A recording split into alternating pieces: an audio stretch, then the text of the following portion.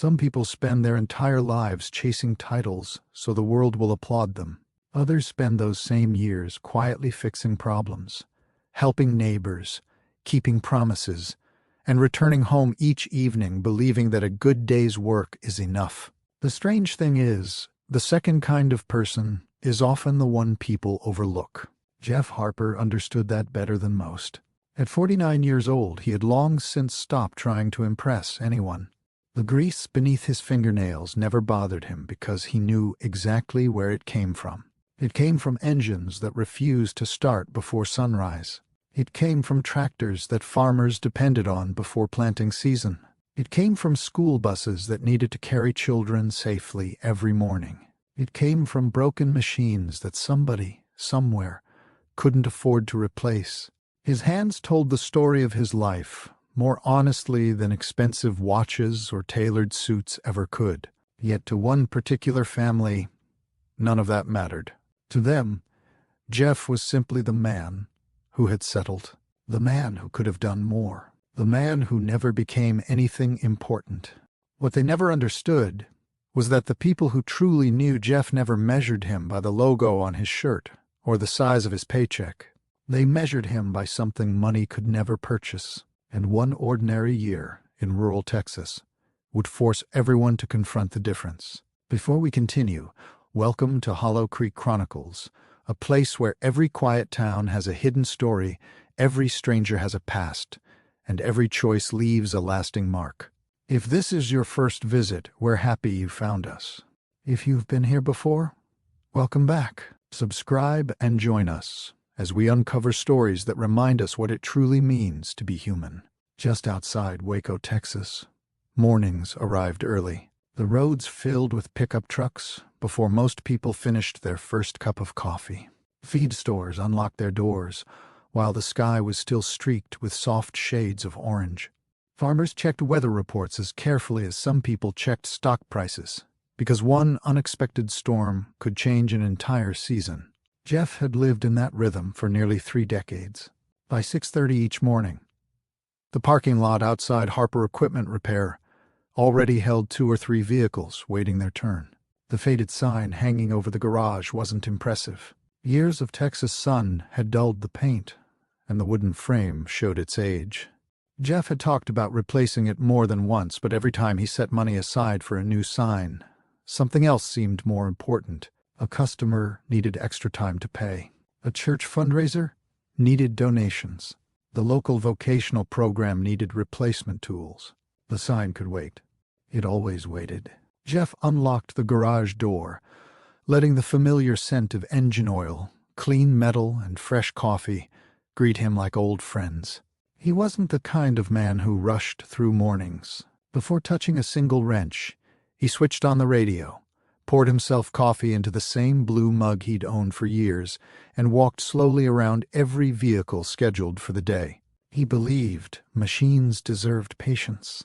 People did too. His first customer that Tuesday morning arrived a few minutes before 7. An elderly rancher climbed out of an aging pickup and tipped his hat. "I was hoping you'd squeeze me in." Jeff smiled. "You've been saying that every spring for 15 years. The older man chuckled. "And somehow, you always find room." Jeff walked toward the tractor sitting on the trailer behind the truck. What happened? Transmission started making a sound that doesn't belong there. Jeff listened carefully as the engine idled. He closed his eyes for a second. Most people would have laughed if someone claimed they could recognize mechanical problems by sound alone. Jeff never argued about it. He simply listened. After a few moments, he nodded. "I think I know what's causing it." The rancher looked relieved. "I was afraid you were going to tell me I needed another transmission." "Not today." The older man released a long breath before laughing. "You just saved me several $1,000s." Jeff shrugged. "Let's make sure before you start thanking me." Conversations like that happened almost every day. Not because Jeff performed miracles, because he refused to recommend repairs people didn't actually need. That reputation traveled farther than any advertisement ever could. Around town, People often said the quickest way to waste money was taking your equipment somewhere else before asking Jeff. It wasn't because he was the cheapest. It was because they trusted his word. By lunchtime, another customer stopped by carrying a small paper bag.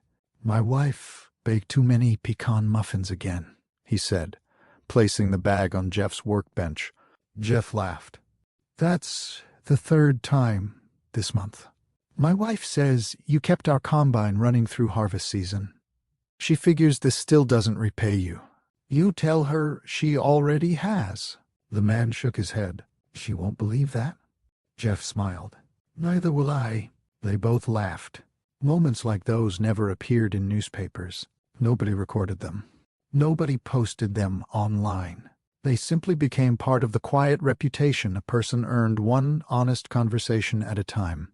Late that afternoon, Jeff wiped his hands with an old shop towel as his phone buzzed inside his pocket. The screen showed one name, Doris. Without thinking, the corners of his mouth lifted.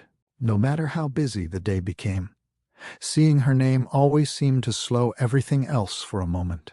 "Hey," he answered. "You remembered to eat lunch?"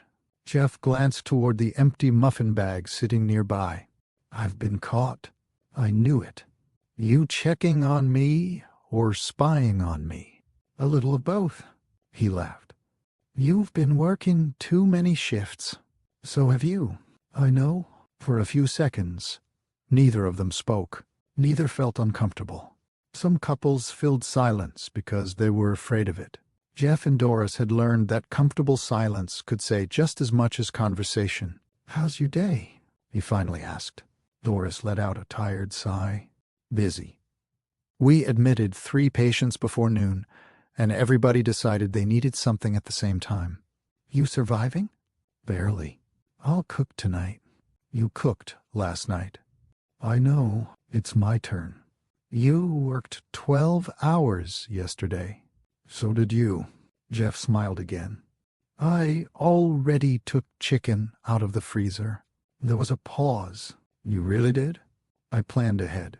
I think I'm married to the only mechanic who labels freezer bags." "I've been called worse." She laughed. The kind of laugh that always reminded him why he had fallen in love with her in the first place. Doris Harper spent her days caring for people when they were frightened, exhausted, or hurting. Compassion came naturally to her. Patients remembered how calmly she spoke during stressful moments. Families appreciated that she never hurried difficult conversations. She carried that same kindness into her marriage, at least when it was just the two of them. Together, Jeff and Doris built a simple life. Neither cared much about expensive vacations. Neither chased luxury. Weekends often meant grocery shopping together, attending church, trying a new recipe, visiting local farmers markets, or sitting on their back porch talking until the Texas evening settled across the fields. To them, happiness looked ordinary. That ordinary life should have been enough. Unfortunately, not everyone saw it that way. For reasons Jeff never completely understood, Doris's family looked at everything he had built and somehow only noticed what he hadn't become. To them, 30 years of honest work could never compete with an impressive business card. And although Jeff rarely complained about it, each visit with Doris's relatives quietly reminded him that some people never looked closely enough to recognize real character. He often wondered whether they had ever truly tried to know the man Doris had chosen to spend her life with, or whether they had already made up their minds long before he walked through their front door. The first Saturday of every month belonged to Doris's family. It wasn't a rule anyone had written down, but everybody treated it like one. Birthdays, cookouts, anniversaries, Sunday dinners that somehow became Saturday dinners. There always seemed to be another reason for everyone to gather. Jeff never complained about going.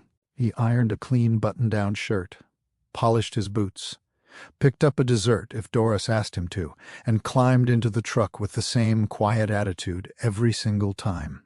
He told himself family mattered, even when it wasn't easy. That Saturday afternoon, Doris adjusted the collar of his light blue shirt before they left the house. "You look handsome," she said with a smile. Jeff glanced down. I look like a mechanic wearing clothes people don't usually see me in, she laughed. You clean up pretty well. I'll take that as a compliment. It was. She reached for his hand as they walked toward the truck. For a moment, everything felt exactly the way it had when they first married. Simple, warm, comfortable. Jeff squeezed her hand. You nervous? She hesitated just long enough for him to notice. A little. You don't have to be. I know. But they both knew that wasn't entirely true.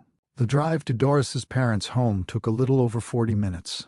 The neighborhoods gradually changed from quiet country roads into newer subdivisions with larger brick homes and perfectly trimmed lawns. It was the part of town where promotions, investment portfolios, and vacation homes often found their way into everyday conversation. Jeff had nothing against success. He admired people who worked hard. He simply believed every honest profession deserved respect. Unfortunately, that wasn't a belief everyone at today's gathering shared. Cars already lined both sides of the street when they arrived. Children chased one another across the front yard while music drifted from speakers on the back patio. The smell of smoked brisket floated through the warm Texas air. From the outside, it looked like every other happy family barbecue. Jeff carried the pecan pie Doris had baked that morning while she balanced a bowl of potato salad.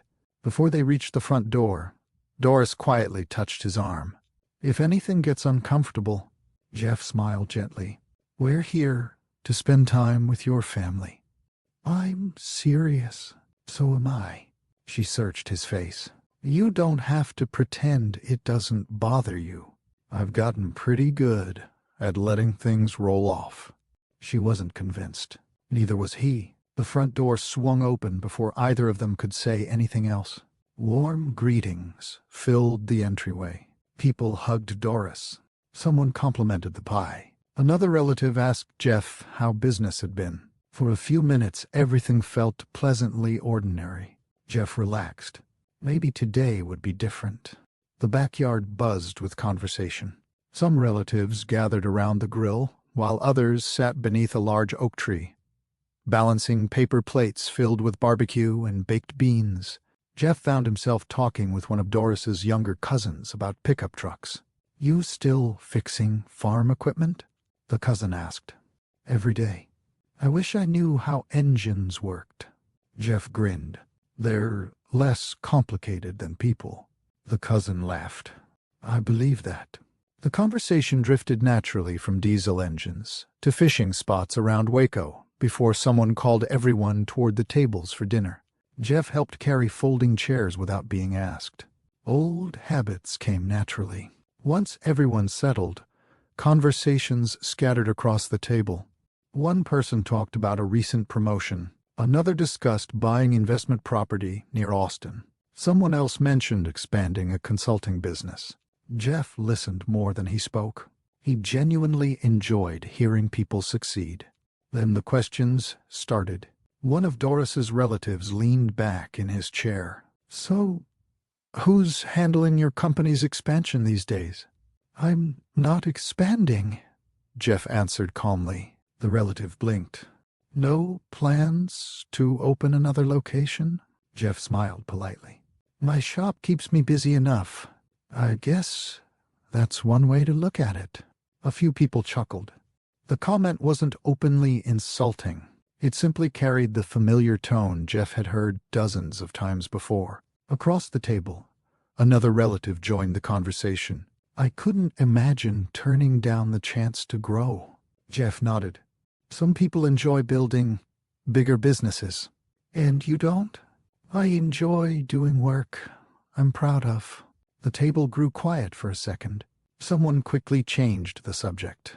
At least temporarily. A few minutes later, another conversation began. One of Doris's cousins had recently accepted a position with a technology company in Dallas. The family applauded. That's 6 figures before bonuses, someone said proudly. Another relative raised a glass. Now that's the kind of opportunity everybody hopes for. More congratulations followed. Jeff joined the applause. He genuinely meant it. Success deserved celebration. Nobody noticed that he applauded longer than anyone else. Then another voice floated across the table. "Jeff." He looked up. "You ever think about doing something different?" He smiled. "I'm already doing something different every day." Laughter circled the table. "No, I mean something bigger." Jeff understood exactly what was being asked. He had heard different versions of that question for years. "What do you mean by bigger?" "Oh, you know." The relative shrugged. "Something beyond fixing machines." Jeff kept his voice steady. "Machines keep a lot of people working." "Sure." Another small laugh. "But it's still just fixing equipment." The words landed softly. Their effect didn't. Jeff glanced toward Doris. She looked down at her plate. She had heard it too. Nobody corrected the comment. Nobody challenged it.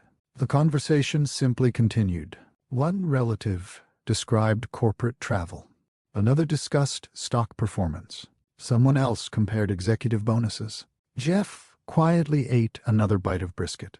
He wasn't intimidated by anyone's career. He simply wondered why every conversation eventually became a competition. As dessert arrived, Doris's father smiled across the table. "You know," everyone looked toward him, "I've always admired ambitious people." Jeff nodded politely. "So have I." "They never stop climbing." Jeff waited. "I just hate seeing talented people settle." Silence settled over the table. Nobody said Jeff's name. Nobody had to. The meaning was perfectly clear. Jeff reached for his glass of iced tea. His expression never changed. Years of experience had taught him that dignity often required silence more than clever replies. He took a slow sip before placing the glass back on the table. "I've always believed success looks different depending on who's defining it." One relative smiled politely. "I suppose." Another shrugged. "I guess." The conversation moved on. Sports, vacation plans, home renovations, college football. From the outside, the evening recovered. Inside Jeff, something felt heavier than when he'd arrived. Not because people disagreed with his choices, because the people who claimed to love Doris seemed unable to see any value in the man standing beside her. As the sun dipped lower, guests began saying their goodbyes. Jeff helped stack folding chairs. He carried empty coolers into the garage. He gathered trash bags without anyone asking. When he finished, Doris found him standing beside his truck. "You okay?" He smiled. "I'm fine." "You don't have to keep saying that." "I know." She looked toward the house where her family continued laughing together. "I'm sorry." Jeff looked at her for a long moment. "I didn't marry your family." "You married me." "I did." She lowered her eyes. "And somehow, every time we're here." She couldn't finish the sentence. Jeff gently opened the passenger door for her. "Let's go home." The drive back to Waco felt much quieter than the drive there. The radio stayed off. The only sounds inside the truck came from tires rolling across Texas highways and the occasional passing vehicle. Neither of them argued. Neither blamed the other. Yet both could feel something changing between them. It wasn't one cruel comment. It wasn't one difficult evening. It was the growing weight of many small moments that had never truly been addressed. And for the first time, Doris began to notice that with every family gathering, Jeff spoke a little less and carried a little more. Nobody can point to the exact day a marriage begins to feel different. It rarely happens because of one argument or one painful sentence. More often it happens in ordinary moments. A conversation that ends a little sooner than usual. A joke that no longer feels funny. A silence that lasts longer than either person intended. Life carried on after that family gathering. Monday arrived, just like every other Monday. Jeff unlocked his repair shop before sunrise.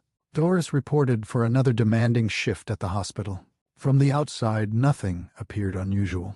Inside their home, though, something had quietly changed. They still said good morning. They still kissed each other before leaving for work. They still asked about each other's day. But there was a carefulness in those conversations now, as though both of them had started choosing words more cautiously. Neither wanted another uncomfortable discussion. Neither wanted to admit one was already waiting. Weeks passed. Texas settled into another stretch of hot afternoons, and Jeff's shop stayed busier than ever. Harvest season always brought unexpected breakdowns. One morning, 3 tractors arrived before 8 o'clock. By lunchtime, a county maintenance truck needed emergency repairs.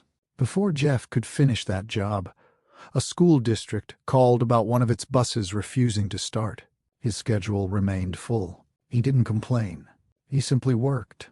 Late one afternoon, Doris stopped by the shop after leaving the hospital. She found Jeff lying beneath a large grater, tightening a stubborn bolt. Only his boots were visible. She smiled. "I should have guessed where to find you." Jeff slid himself out, wiping his hands on a rag. "I thought you'd already be home. I wanted to surprise you. I'd hug you, but—" He looked down at his grease-covered shirt. "I'd ruin those scrubs." She laughed. "I've dealt with worse." Ignoring his protest, she wrapped her arms around him anyway. Jeff shook his head. "You're impossible." "So I've been told." For a few minutes, everything felt easy again. They sat together on an old wooden bench outside the garage, sharing sweet tea from paper cups, while the evening breeze finally cooled the air. "You look tired," Jeff said. "I am. Rough shift?" "A little." She hesitated. "Mom called?" Jeff looked at her. "Oh? They're having another dinner next weekend." He nodded slowly. "I figured one was coming." "You don't have to go." Jeff answered almost immediately. "You're my wife." "I know. So where you go, I go." She studied him. "You don't sound excited." He smiled gently. "I'm excited about spending time with you." She looked away. That small difference in his answer didn't escape her. The following Saturday arrived sooner than either of them expected. This gathering wasn't much different from the last. The food was good. Children laughed in the backyard. Music played softly through outdoor speakers. The conversations, however, followed a familiar path. Someone had recently purchased a larger home. Another relative announced a promotion. A younger cousin proudly shared plans to attend business school. Jeff congratulated each person sincerely. He asked questions. He listened. He celebrated their accomplishments without envy. Then someone asked Doris about work. She described a difficult week at the hospital and mentioned how rewarding nursing could be, despite the long hours. One of her relatives smiled proudly. "We always knew you'd do something meaningful." Doris thanked them. Another voice joined in. "You've always had ambition." Jeff noticed Doris smiling politely. Then someone added another sentence. "It's a shame your husband never aimed that high." The comment floated across the room almost casually. Several people laughed softly, not because it was especially funny, because no one wanted to challenge it. Jeff quietly took another sip of iced tea. Doris forced a smile that disappeared almost as quickly as it appeared. The subject changed. Jeff acted as though it hadn't bothered him. He'd become very good at that. Driving home that evening, Doris stared out the passenger window. "I should have said something." Jeff kept his eyes on the road. "You don't have to apologize every time." "But I do." "You didn't make the comment." "I didn't stop it either." Jeff didn't answer. His silence felt heavier than any disagreement they had ever shared. A few nights later, they sat at their kitchen table sorting through monthly bills. Neither of them enjoyed that task. Still, they always did it together. Jeff slid one envelope toward Doris. "Insurance went up a little." She nodded. "I noticed." She reached for another statement. "Everything costs more lately." "It does." For several minutes, only the sound of paper moving across the table filled the room. Then Doris looked at one of the numbers again. "You know." Jeff looked up. "What?" She spoke carefully. "I've been thinking." He waited. "Maybe your shop could grow." "It has." "I mean, really grow." Jeff leaned back slightly. "What does that look like to you?"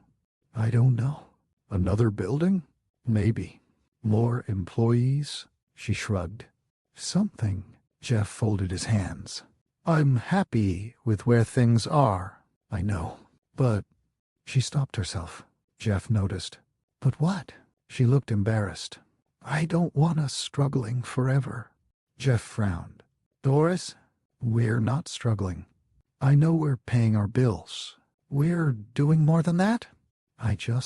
She searched for the right words. I guess I imagined we'd be further along by now. Jeff remained quiet. She continued. I see where some of my cousins are. He listened. They travel all the time. Good for them. They're buying vacation homes. I'm happy for them. They're investing. Jeff nodded. I hope it works out. Doris sighed. That's not what I mean. He looked directly at her. I know. The kitchen fell silent. For the first time, Jeff realized this wasn't simply her family's opinion anymore. Without intending to, Doris had started comparing their life to everyone else's. Not because she was selfish, not because she cared only about money, but because hearing the same message over and over had slowly changed the way she measured success. She didn't even realize it was happening. Jeff asked softly, Are you disappointed in the life we've built? Her eyes widened. No. Then why does it sound like you are? I didn't say that. You didn't have to. She reached across the table. I love our life. I believe you. I do. But there was that word again. Jeff noticed it immediately. Every sentence defending their marriage now seemed to include a condition. Every reassurance carried an exception. He lowered his eyes toward the stack of bills. When we met, his voice remained calm. You told me you admired that I worked with my hands. I still do. You said you respected honest work. I do. You said you never wanted to marry someone who measured people by money. I meant it. Jeff looked back at her. So what changed? Doris opened her mouth. Nothing came out, because she honestly didn't know. She hadn't decided to think differently. She hadn't planned to let outside opinions influence her. It had happened little by little. One conversation, one comparison, one family gathering at a time. Jeff pushed his chair back and carried the bills into the living room without another word. He wasn't angry. He wasn't trying to punish her. He simply needed a few minutes to think. Doris remained alone at the kitchen table. The silence inside the house felt unfamiliar, not cold, not hostile, just painfully uncertain. She realized the man she loved had never once asked her to defend him against her family. He had only hoped she would continue seeing him the way she once had. As Jeff stood quietly near the front window, looking out toward the fading Texas sunset, one question refused to leave his mind. If the woman who knew him better than anyone was beginning to see him through someone else's eyes, how much of their marriage was still truly their own? For the first time since they exchanged wedding vows, neither of them questioned whether love was still present. They questioned whether respect was beginning to disappear, and both understood that once respect starts slipping away, love is forced to carry a weight it was never meant to bear. The conversation at the kitchen table changed something neither Jeff nor Doris could put into words. Nothing dramatic followed. There were no slammed doors, no accusations, no ultimatums. The next morning arrived exactly the way every morning had for years. Jeff's alarm sounded at 5:30. He reached over, turned it off before it could ring a second time, and sat quietly on the edge of the bed. The room was still dark, except for the faint light filtering through the curtains. Doris slept on her side, one hand tucked beneath her pillow, breathing slowly after another demanding week at the hospital. For a moment, Jeff simply watched her. He remembered the first apartment they had rented after getting married. It had been small enough that they could hear each other moving from one end to the other. They used folding chairs as dining room furniture for nearly 6 months, because buying better chairs seemed less important than paying off bills. Back then they laughed about things most people would have complained about. Neither of them had cared that life wasn't perfect. They had cared that they were building it together. Jeff quietly stood, dressed for work, and walked into the kitchen. He started the coffee maker before preparing breakfast. 2 plates, 2 cups, just as he always did. A few minutes later, Doris entered wearing a loose sweatshirt, still trying to wake up. "You've been up long?" she asked. "Not really." She smiled faintly. "You always beat me." "I've had more practice." She poured herself coffee, while Jeff slid a plate toward her. "Eggs?" "Thanks." For several minutes, they ate in comfortable silence. At least it used to be comfortable. Now both of them searched for something meaningful to say. "Busy day?" Jeff finally asked. Doris nodded. "We're short 2 nurses again." "You staying late?" "Probably." He nodded once. "I've got 3 tractors waiting before lunch." Another pause. Neither conversation lasted very long anymore. Not because either wanted silence. Because both sensed there were larger conversations waiting beneath the ordinary ones, and neither knew how to begin without making everything worse. As Jeff stood to leave, Doris walked him to the front door. She straightened the collar of his work shirt, just as she had done countless mornings before. "You forgot your lunch." He smiled. "I would have been wondering why I was hungry by noon." She handed him the small insulated bag. "Drive safely?" "You too." She leaned forward and kissed his cheek. It was familiar, gentle, affectionate. Yet both of them noticed something missing. Not love, ease. After Jeff drove away, Doris stood at the front window for a few extra seconds before leaving for the hospital herself. She wasn't worried about their marriage ending. She couldn't even imagine that. She simply missed how effortless everything used to feel. The repair shop stayed unusually busy that week. News spread quickly whenever one farmer experienced equipment trouble because someone else usually discovered the same problem days later. By Tuesday afternoon, Jeff had repaired a baler, diagnosed an electrical issue in a county maintenance truck, and replaced worn hydraulic lines on a loader that had seen better days. The work demanded his full attention. That was one reason he appreciated it. Machines never pretended. If something was broken, there was always a reason. Find the problem, repair it properly, test your work, move on to the next job. People were different. Sometimes nothing looked broken until it had been wearing down for months. Around noon, one of Jeff's regular customers leaned against the service counter while waiting for paperwork. "You ever take a day off?" Jeff chuckled. "Sometimes." The man looked around the shop. "I've never seen it. My customers have excellent timing." "I'll say." The customer folded his arms. "My grandson keeps talking about becoming a mechanic." Jeff smiled. "Good. My daughter wants him to go into business instead." "Nothing wrong with business." "She thinks he'd earn more?" Jeff thought for a second before answering. "He should choose work that gives him a reason to get out of bed every morning." The man nodded slowly. "That's about the best advice I've heard all week." Jeff shrugged. "Money matters." "It does. But it shouldn't be the only thing making decisions." The customer smiled. "I'll tell him that." Jeff watched the truck pull away before returning to the next repair order. He had given advice like that for years, never because he believed everyone should become mechanics, only because he believed every honest profession deserved dignity. Ironically, it was the same belief causing tension inside his own marriage. Across town, Doris barely found time to sit down. The emergency department stayed full from the beginning of her shift.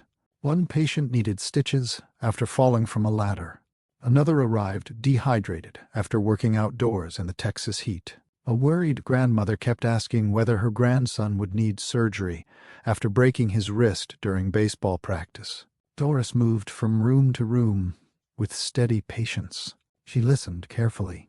She explained procedures in plain language. She smiled when frightened patients needed reassurance. One elderly woman reached for Doris's hand before being transferred upstairs. "You remind me of my daughter." Doris smiled warmly. I'll take that as a compliment. It is. You've been very kind. You're going to be all right. I know. The woman squeezed her hand gently. Thank you. Moments like that reminded Doris why she had chosen nursing. Not because it promised wealth, because helping people mattered.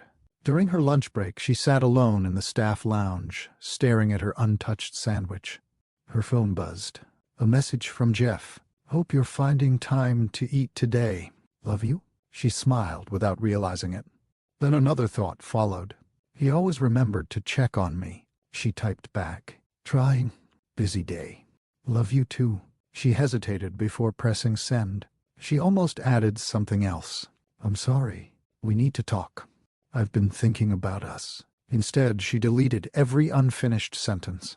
The message remained only 4 words. That Friday evening, both of them arrived home within minutes of each other. Jeff had picked up groceries on the way. Doris carried home leftovers from the hospital cafeteria because one of the cooks insisted she take extra food after another exhausting shift. You bought tomatoes, Doris said while unpacking grocery bags. They looked decent, she laughed. That's the highest compliment you've ever given a tomato. I've seen worse. I know you have. For a brief moment, they laughed together. It felt familiar, almost like old times. Jeff reached for a cutting board. I'll make tacos. I can help. You've been on your feet all day. So have you. I've got this. She leaned against the kitchen counter watching him chop onions. You still cut them too big. They shrink. Not that much. I like onions. I know. She smiled again. He smiled back. Neither realized how much they missed laughing over something completely unimportant. Dinner came together without much conversation. Afterward, they carried their plates to the sink together, just as they always had. Jeff washed. Doris dried. The routine had become almost automatic over the years. Halfway through washing the dishes, Jeff noticed Doris quietly staring out the kitchen window. What are you thinking about? She didn't answer immediately. I miss us. Jeff stopped scrubbing the plate in his hands. We're standing in the same kitchen. I know.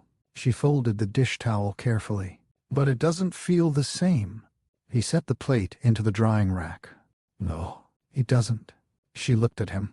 When did we stop talking? Jeff considered the question. I don't think we stopped. What happened then? We started protecting each other from conversations we didn't want to have. Neither moved. The kitchen grew quiet, except for water running gently into the sink. Doris lowered her eyes. I never wanted you to feel alone. Jeff turned off the faucet. I know. I mean that. I know you do. She looked relieved that he believed her, because he truly did. Jeff never doubted Doris loved him. That wasn't the problem. Love had never disappeared from their marriage. What had begun slipping away was something far quieter. The confidence that they were facing the world as one team. Outside, the last light faded beyond the Texas fields surrounding their neighborhood. Inside the house, they finished the dishes together without saying another word. Not because there was nothing left to say, because both understood that avoiding the difficult conversation any longer wouldn't make it disappear. And although neither realized it yet, another invitation from Doris's family was already waiting. One that would quietly force both of them to decide what mattered more. Keeping the peace for one more evening, or finally facing the truth that had been growing between them for months. The invitation arrived the following Tuesday. Jeff found it resting on the kitchen counter when he came home from work. Doris had placed it beside the fruit bowl. Its white envelope impossible to miss. He didn't open it. He already knew what it was. Doris stepped into the kitchen carrying 2 glasses of iced tea. I was going to tell you before you saw it. Jeff looked at the envelope and smiled faintly. Your family's anniversary dinner? She nodded. Mom wants everyone there. Jeff leaned against the counter. When is it? This Saturday. He took a slow sip of tea. You've been quiet ever since it came. I've been thinking about whether we should go. She gave a small nod. I almost told her we already had plans. Jeff looked at her for a long moment. Would that have been true? No. So why would you say it? She sighed. Because I'm tired. From work? From feeling like every dinner turns into something neither of us enjoys. Jeff understood exactly what she meant. The difficult part was that avoiding one dinner wouldn't solve what had been growing for months.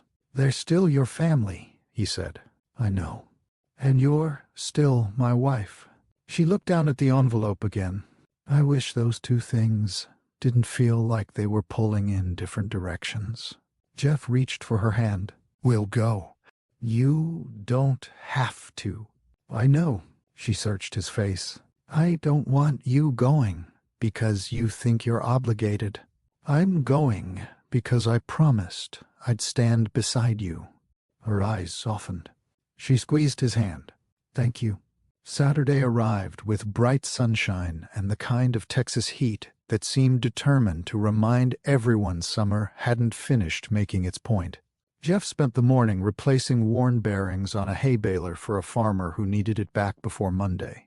He finished later than expected. When he arrived home, Doris already had her dress laid across the bed. She stood in front of the mirror, fastening a pair of simple earrings.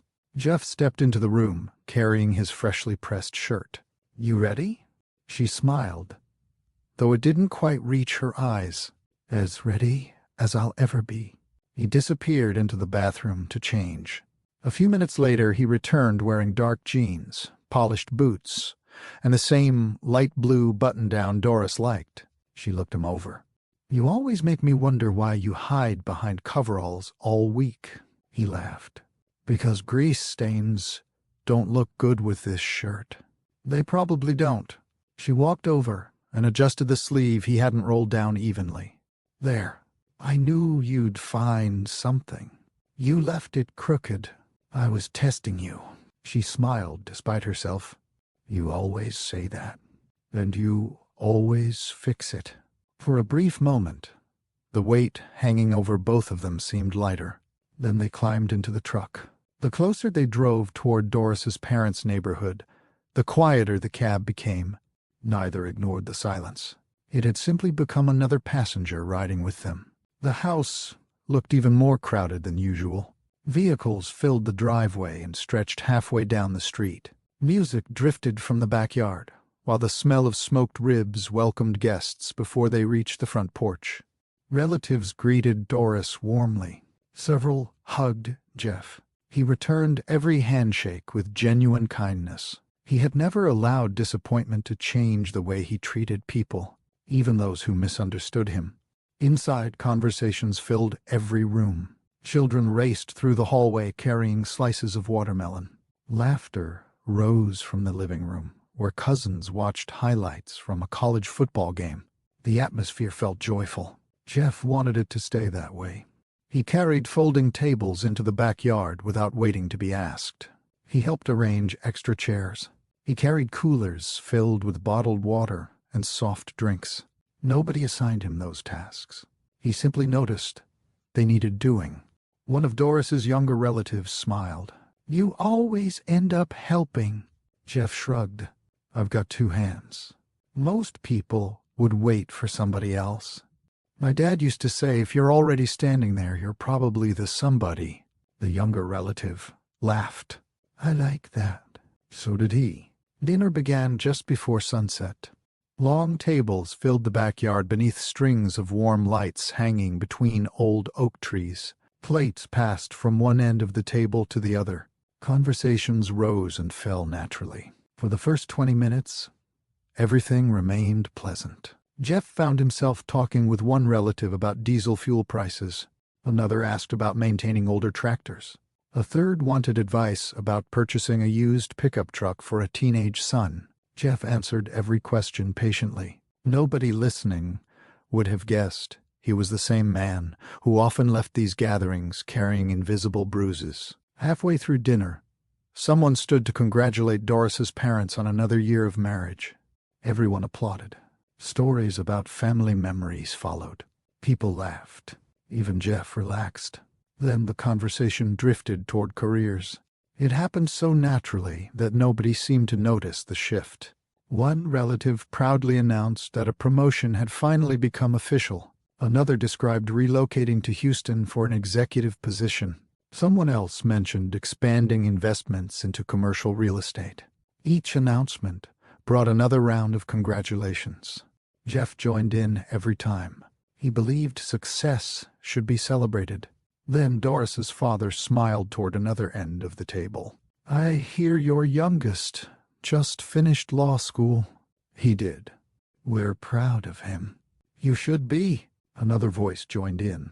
"He's already interviewing with firms in Dallas." More smiles. More applause. Someone joked about finally having a lawyer in the family. Another person laughed. "Seems everybody around here's moving up." The words lingered. Then came the sentence Jeff had almost expected. "Well?" One relative leaned back comfortably. "Almost everybody." Several faces turned toward Jeff. Nobody spoke for a moment. The silence itself carried the meaning. Finally, another relative smiled politely. "Jeff's still keeping tractors alive." A few quiet chuckles circled the table. Jeff smiled back without showing offense. "They're stubborn machines." "They've got a stubborn mechanic." More laughter. Then another comment followed. "I still don't understand how somebody with your work ethic never decided to build something bigger." Jeff answered calmly. "I built a life I'm proud of." There was no bitterness in his voice, only honesty. Another relative tilted his head. "I mean financially?" Jeff remained composed. "Those aren't always the same thing." Someone shook his head with an amused smile. "I guess everybody defines success differently." "I suppose they do," Jeff replied. Another relative lifted a glass. "I just know if I'd worked that hard for 30 years, I'd want a lot more to show for it." The words settled heavily across the table. This time, nobody laughed. Nobody changed the subject. Jeff looked toward Doris, not because he expected her to argue, not because he wanted a dramatic confrontation. He simply looked at the woman who had once told him she admired the honesty of his work. Doris lowered her eyes to her plate. She pressed her fork gently against a piece of cornbread without taking another bite. She heard every word. Jeff knew she had. Seconds passed. She said nothing. That silence landed harder than every joke he had endured over the years. The comments themselves no longer surprised him, but hearing nothing from the person whose opinion mattered most left an ache he hadn't expected. He looked back toward the table before anyone noticed. Another conversation quickly replaced the uncomfortable moment. Vacation plans, sports, home renovations. Someone refilled glasses. Children laughed nearby, completely unaware that two people sitting only a few feet apart suddenly felt farther away than ever. Jeff continued eating. He complimented the brisket. He thanked Doris's mother for dinner. He helped clear empty plates once everyone finished. His manners never changed. His voice never rose. When people began carrying leftovers into the kitchen, Jeff quietly stacked chairs near the fence. The evening carried on around him, as though nothing unusual had happened. Yet something inside him had become unmistakably clear. He had spent years believing patience would eventually earn understanding. Standing alone beside the folded tables, he realized patience could not solve a problem that nobody else believed existed. A few minutes later, Doris walked over. "You ready to head home?" Jeff looked at her gently. "Whenever you are." The drive back toward Waco unfolded beneath a dark Texas sky. The radio stayed off. Street lights passed across the windshield, one after another. Neither reached for conversation. Both understood that what remained unsaid inside the truck had become far more important than anything spoken during dinner. For the first time since they had married, Jeff wasn't wondering whether the next family gathering would be different. He was wondering how many more times a marriage could absorb quiet disappointment before something inside it finally gave way. Jeff parked the truck in the driveway and turned off the engine. The headlights disappeared, leaving the front of the house, lit only by the porch light Doris always switched on before they left. Neither of them reached for the door handle. The silence inside the cab felt different from the quiet that had followed previous family dinners. This wasn't awkward. It wasn't uncertain. It carried the weight of two people who both understood they could no longer pretend everything was fine. Doris rested her hands in her lap. "I'm sorry." Jeff kept his eyes on the windshield. "I know. I should have said something." "You've said that before." She closed her eyes for a moment. "I know. But this time, I mean it." Jeff finally looked toward her. "I believe you." She searched his face, hoping to find some sign that the evening could still be repaired. Instead, she saw exhaustion, not the kind that came from lifting heavy equipment or working long hours. A deeper kind. The kind that builds one disappointment at a time. They walked inside together. The house looked exactly as they had left it that afternoon. The grocery list still hung on the refrigerator. Jeff's blue coffee mug rested beside the sink. A throw blanket remained folded neatly over one end of the couch. Nothing in the house suggested that anything had changed, yet both of them felt it. Jeff loosened the collar of his shirt and walked into the kitchen. "I'll make some coffee." Doris looked surprised. "At this hour? I don't think I'm sleeping anytime soon." She nodded quietly. "I'll have some." While the coffee brewed, neither spoke. The familiar sounds of the kitchen filled the room.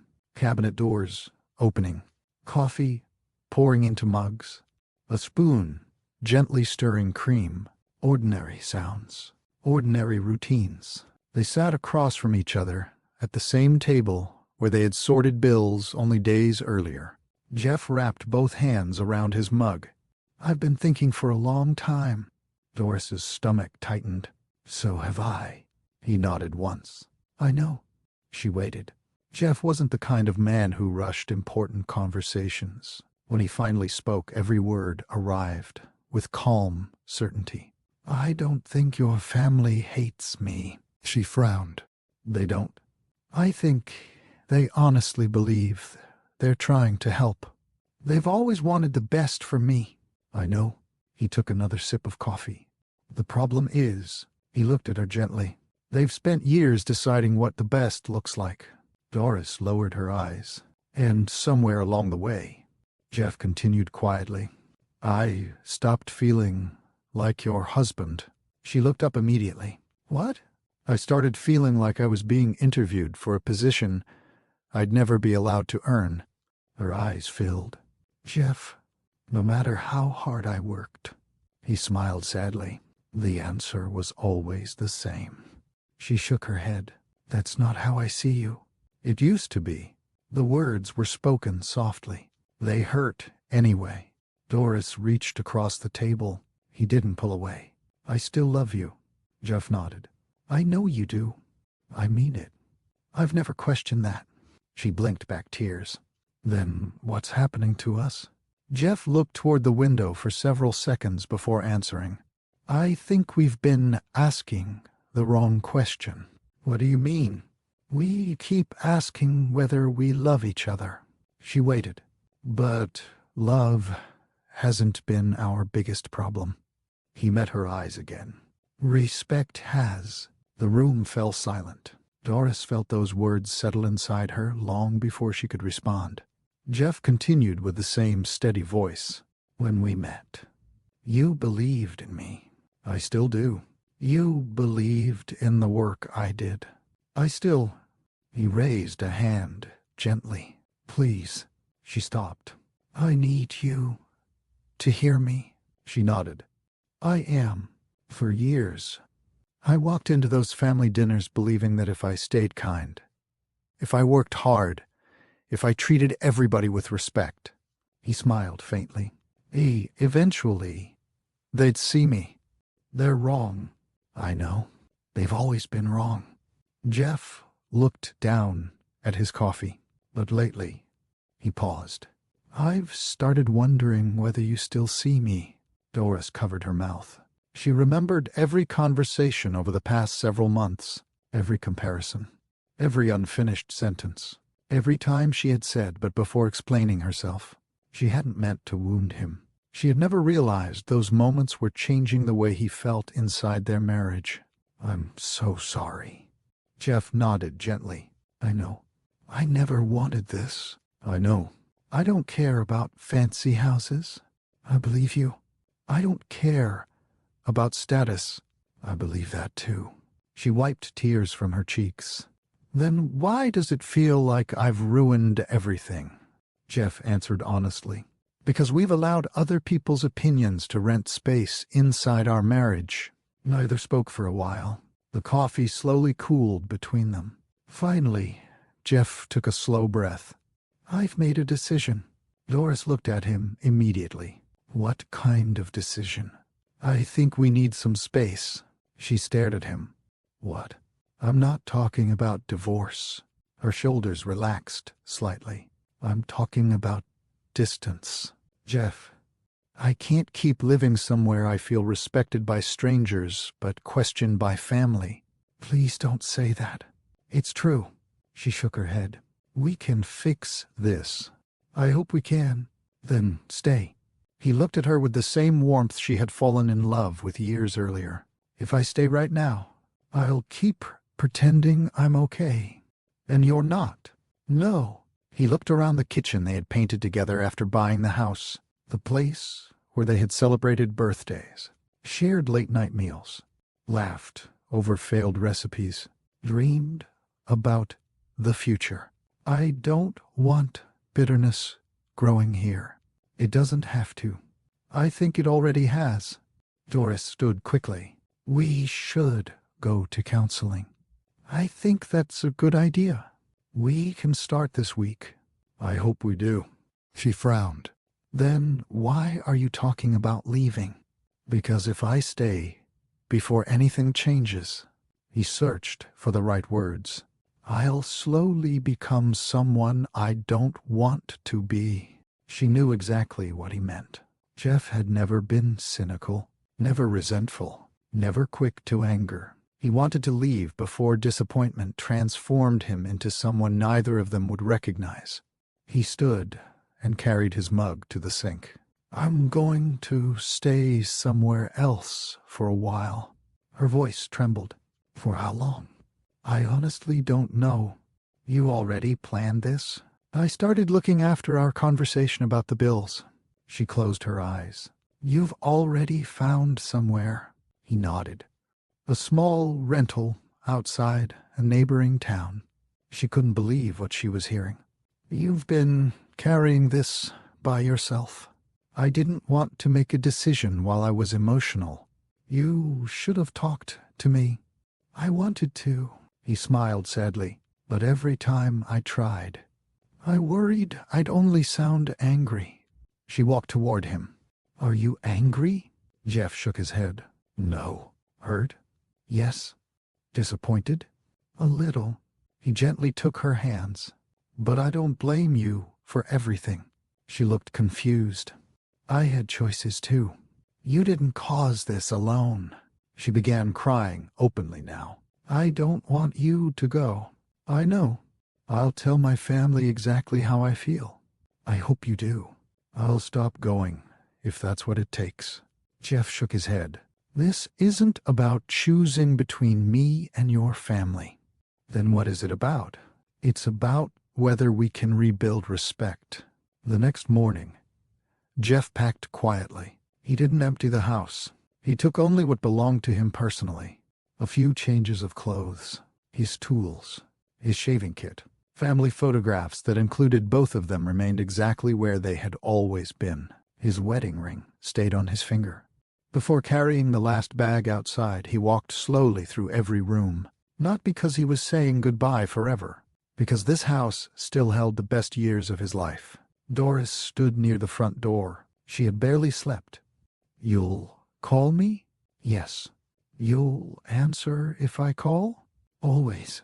"You still love me?" Jeff stepped closer. "I never stopped." He kissed her forehead gently. "But love deserves a place where respect can breathe." He picked up the final bag. Without anger, without raised voices, without blame. Jeff walked out the front door. Doris remained standing exactly where he had left her. She listened as his truck started. A few moments later, it disappeared down the quiet Texas road. She didn't chase after him, not because she didn't care, because she truly believed he simply needed time.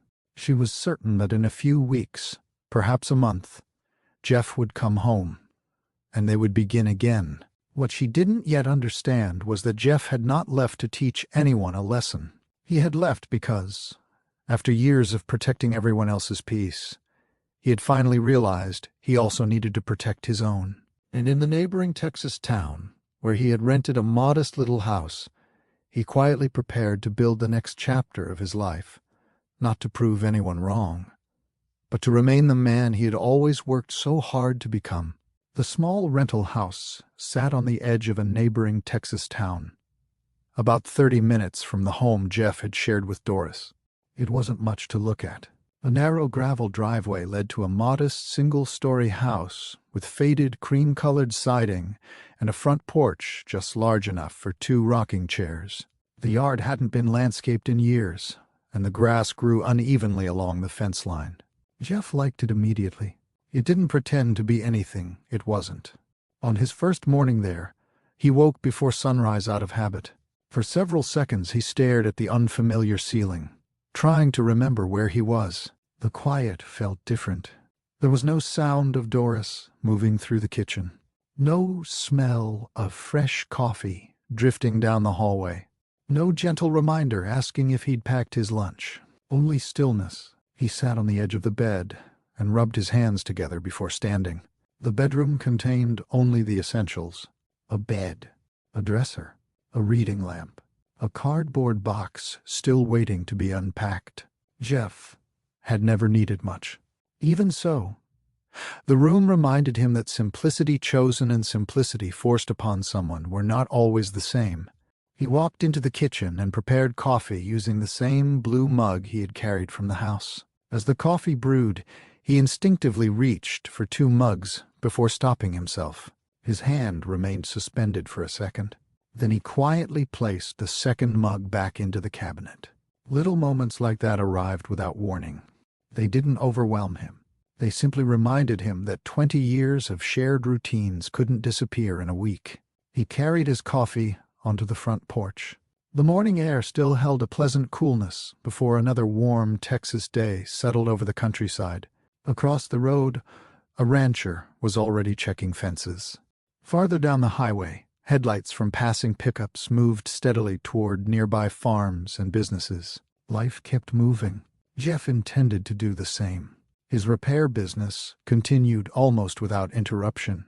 Most of his longtime customers didn't mind driving a little farther if it meant Jeff was the one working on their equipment. Word spread quickly that he had relocated, and within 2 weeks the small workshop behind the rental house stayed busy enough to keep him occupied from morning until late afternoon. One customer climbed out of his truck, carrying a box of donuts. "I figured you'd miss the bakery back in Waco." Jeff laughed. "You're trying to make sure I don't fit into my shirts anymore. I've seen how hard you work. I'll earn at least one." The man looked around the property. "Different place." "It is. You settling in?" "I'm getting there." The customer nodded thoughtfully. "I've learned something over the years." "What's that?" "A building doesn't make a place feel like home." Jeff smiled. "No, the people do." Jeff didn't answer. He simply thanked the man for the donuts before walking toward the tractor waiting for repair. The conversation stayed with him long after the customer left. One Thursday afternoon, his phone rang while he was finishing repairs on a county road grader. The number wasn't familiar. Jeff wiped his hands before answering. "This is Jeff." A friendly voice introduced himself as someone from the nearby community college.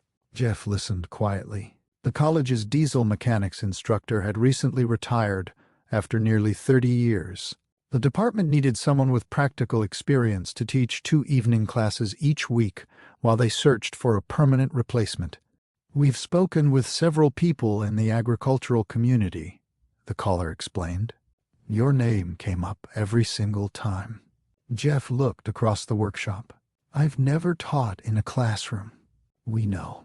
I'm not sure I'd be the right person. We're not looking for someone who memorized textbooks. The caller paused. We're looking for someone students can trust. Jeff didn't answer immediately. He had spent years helping younger mechanics whenever they asked questions. He enjoyed explaining how engines worked.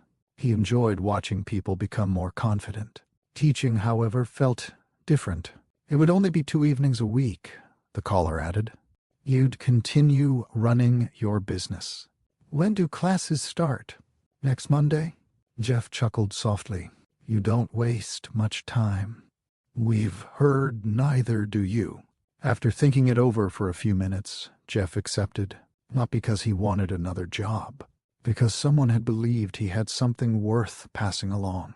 Monday evening arrived with a mixture of curiosity and uncertainty.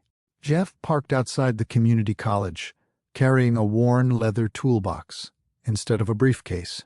Students were already gathering near the workshop entrance. Most looked younger than 25. Some had grown up on ranches.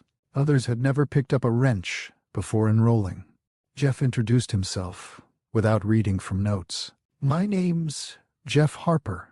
He looked around the room. I'm not here because I know everything. Several students looked surprised. I'm here because after 30 years of fixing equipment, I've made enough mistakes to help you avoid a few. A few smiles appeared. The room relaxed immediately. Jeff continued. If you're expecting somebody who talks for 3 hours while you copy slides, he shook his head. You've got the wrong instructor. One student laughed. Another leaned forward with interest. Jeff opened his toolbox and placed several worn mechanical parts on the workbench. I'm interested in one question. He picked up a damaged gear. Why did this fail? Silence. Several students examined the part. Nobody answered. Good. Jeff smiled. If you already knew, you wouldn't need this class. The tension disappeared. Hands slowly began reaching for the gear. Questions followed naturally. Instead of lecturing, Jeff encouraged discussion. Whenever someone gave the wrong answer, he didn't embarrass them. He asked another question, then another. Eventually, the student reached the correct conclusion independently. By the end of the evening, nobody seemed eager to leave. One student remained behind while others packed up. I've never understood engines until tonight. Jeff smiled.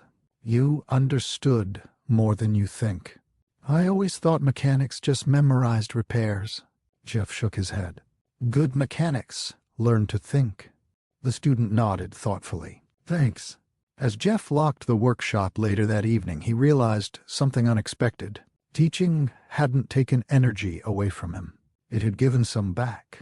Helping someone understand a problem for the first time carried its own kind of satisfaction. It reminded him of why he had fallen in love with the trade in the first place. The weeks settled into a new rhythm. Mornings belonged to his repair business. Evenings, twice a week, belonged to the community college. Weekends remained busy with emergency repairs and customers who appreciated both his honesty and his experience. His days were full. His evenings were quieter. Sometimes, after returning home, Jeff found himself looking at his phone. Doris's name still sat near the top of his recent calls. Neither of them had broken the promise they made before he left. They checked on each other every few days. The conversations stayed kind, respectful. Neither pretended everything was normal. Neither pressured the other about coming home. They spoke the way two people speak when love remains present. But healing has not yet caught up with it. As autumn slowly approached across rural Texas, Jeff began to notice something he hadn't expected. Starting over hadn't erased the pain he carried. It hadn't replaced the life he missed. But each student who gained confidence, each farmer who drove away satisfied, and each honest day's work reminded him that purpose could still grow, even in seasons he never would have chosen. And without realizing it, Jeff was beginning to build something that reached far beyond the walls of his repair shop, something whose greatest value would not be measured in dollars, but in the people whose futures were quietly taking shape because one mechanic never stopped believing that knowledge was meant to be shared.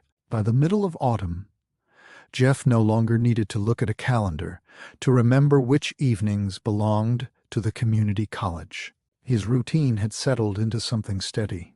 He spent his mornings repairing combines, tractors, excavators, and county equipment. By late afternoon, he cleaned the grease from his hands, changed into a fresh work shirt, and drove to campus carrying the same worn leather toolbox he had brought on his first day. His lessons rarely followed a textbook. Instead, they followed experience. If a machine keeps failing for the same reason, Jeff told one evening class, don't just replace the broken part.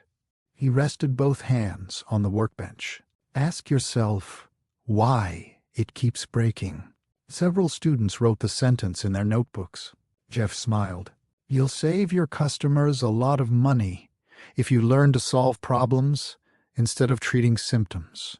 That simple philosophy shaped everything he taught. He wasn't trying to create people who could memorize repair manuals. He wanted them to become people others could trust. One evening after class, as students gathered their backpacks and headed toward the parking lot, one young man remained behind. He carried a notebook so worn that the edges had begun curling from constant use. Jeff recognized it immediately. The notebook had been on the front table nearly every class since the semester began. You've got a question? Jeff asked. The young man nodded. I've actually got about 20. Jeff laughed. Let's start with one. The student set a small metal component on the workbench. I've been thinking about older tractors. Jeff picked it up. What about them? My grandfather still uses equipment that's older than I am. So do a lot of farmers. He says fuel costs keep eating into everything. Jeff nodded. He's not the only one. The student opened his notebook. I've been sketching an idea. Jeff leaned closer. The pages contained hand-drawn diagrams, fuel lines, airflow paths, measurements, notes covering almost every empty space. The drawings weren't perfect. Neither were the calculations. But Jeff immediately noticed something more important, the thinking behind them. You've spent some time on this, almost every night. What are you hoping it does? The student pointed toward one of the sketches. I think older diesel engines waste more fuel than they need to. Jeff continued studying the pages. I want to design a retrofit. A retrofit? Something farmers could install without replacing the entire engine. Jeff looked up. To improve fuel efficiency? The student smiled. That's the idea. Jeff didn't answer immediately. Instead, he turned another page. More calculations. More revisions. Entire sections crossed out and rewritten. He recognized something familiar. Persistence. Has anyone else looked at this? A few people. What did they say? The student gave a small shrug. Most told me it probably wouldn't work. Jeff closed the notebook gently. Do you know why they said that? Because it's too ambitious? No. The student looked puzzled. Because most people stop listening as soon as they hear something they haven't seen before. Silence settled between them. Jeff handed the notebook back. I'm not telling you it'll work. The student's shoulders lowered slightly. I'm also not telling you it'll fail. Hope returned to the young man's face. What should I do? Jeff smiled. Build a small prototype. What if it doesn't work? Jeff chuckled. Then you'll know one way that doesn't. The student laughed. I guess that's fair. Every good mechanic spends half his career learning what doesn't work. That conversation stayed with Jeff for days. Not because the idea guaranteed success. Far from it. Many promising ideas never made it beyond a notebook. But he admired curiosity. Curiosity often led to improvement. Several weeks later, the student returned, carrying a cardboard box. I've got something to show you. Jeff looked inside. A rough prototype sat carefully wrapped in shop towels. The welds weren't beautiful. Several brackets had clearly been adjusted more than once. One section still showed fresh grind marks. "It isn't pretty," the student admitted. Jeff smiled. "It doesn't have to be." They carried the prototype into the workshop. For the next 2 hours, they examined every angle. Jeff asked questions instead of giving instructions. "What happens if vibration loosens this bolt?" The student thought about it. "I could reinforce the mounting plate." "What happens during heavy loads?" "I'll need stronger material there." "What happens if somebody has to service it in the field?" The student frowned. "They need easier access." "So how do we fix that?" Ideas filled the room naturally. Neither hurried. Neither tried to prove who was smarter. Jeff simply guided the conversation the same way he guided classroom discussions, one question at a time. By the end of the evening, the prototype looked much different than it had when they started. Not finished, just better. The student looked at it proudly. "I didn't think of half those things." Jeff smiled. "You will next time." Months passed. The project slowly improved. Some evenings they tested one version. The following week, they discovered another weakness. Occasionally they scrapped entire sections and started over. Neither viewed that as failure. It was simply part of building something worthwhile. One rainy Thursday, they stood beneath the open garage door watching water collect along the gravel driveway. "I've probably spent too much money on this already," the student admitted. Jeff looked over. "How much?" The number wasn't enormous. It wasn't insignificant either. Enough that Jeff understood the concern. "You planning to quit?" "I don't want to." "Then don't." The student hesitated. "I might have to." Jeff remained quiet for several seconds. Then he walked into the office. When he returned, he carried a small envelope. "What's this?" "Open it." The student looked inside. "I can't take this. It isn't charity." "It feels like it." Jeff shook his head. "It's an investment." The student's eyes widened. "You believe it'll work?" "I believe you deserve the chance to find out." "But what if I fail?" Jeff smiled. "Then we'll both learn something." The student looked down at the envelope again. "You don't even know if you'll ever see this money again." Jeff laughed softly. "I've spent money on worse ideas." They both laughed. The tension disappeared. It wasn't a large investment, just a modest amount from Jeff's savings, enough to purchase better materials and continue testing without placing impossible pressure on someone still trying to build a future. Jeff never asked for contracts, never demanded control, never talked about ownership percentages during that conversation. His first concern wasn't profit. It was possibility. Over the following months, the project became another part of Jeff's ordinary routine. Repair equipment during the day, teach in the evening, spend an occasional hour helping refine another version of the retrofit after class. Most people around him barely noticed. Customers continued dropping off tractors. Students continued asking questions. Neighbors continued seeing Jeff as the dependable mechanic who never seemed too busy to offer advice. If anyone had asked what he was working on after hours, he probably would have answered with a shrug, helping somebody solve a problem. That was all it felt like to him. He had never been interested in attaching his name to someone else's success. Watching another person grow was rewarding enough. Long before anyone outside that small workshop would hear about the project, Jeff had already received what mattered most to him. He had watched someone gain confidence through patience, persistence, and honest work. And to Jeff, that had always been one of the finest returns any investment could ever offer. Winter arrived gently across central Texas. Most mornings began with a thin layer of frost resting on fences and pasture grass before the afternoon sun warmed everything again. Farmers still had equipment that refused to cooperate. County road crews still depended on aging machinery, and Jeff's workshop remained as busy as ever. Very little about his daily routine changed. That was exactly how he preferred it. He still unlocked the shop before sunrise. He still poured coffee into the same blue mug. He still walked around every machine before picking up a single wrench. He believed rushing usually created more problems than it solved. One chilly Tuesday morning, a farmer arrived pulling an older tractor Jeff had worked on many times before. The farmer climbed out smiling instead of looking worried. "You're going to like this." Jeff raised an eyebrow. "Usually, people say that right before giving me bad news." The farmer laughed. "Not today." He patted the side of the tractor. "We finally installed that retrofit." Jeff walked around the machine, recognizing several improvements immediately. "How's it running?" The farmer grinned. "I've been tracking fuel costs for 6 weeks.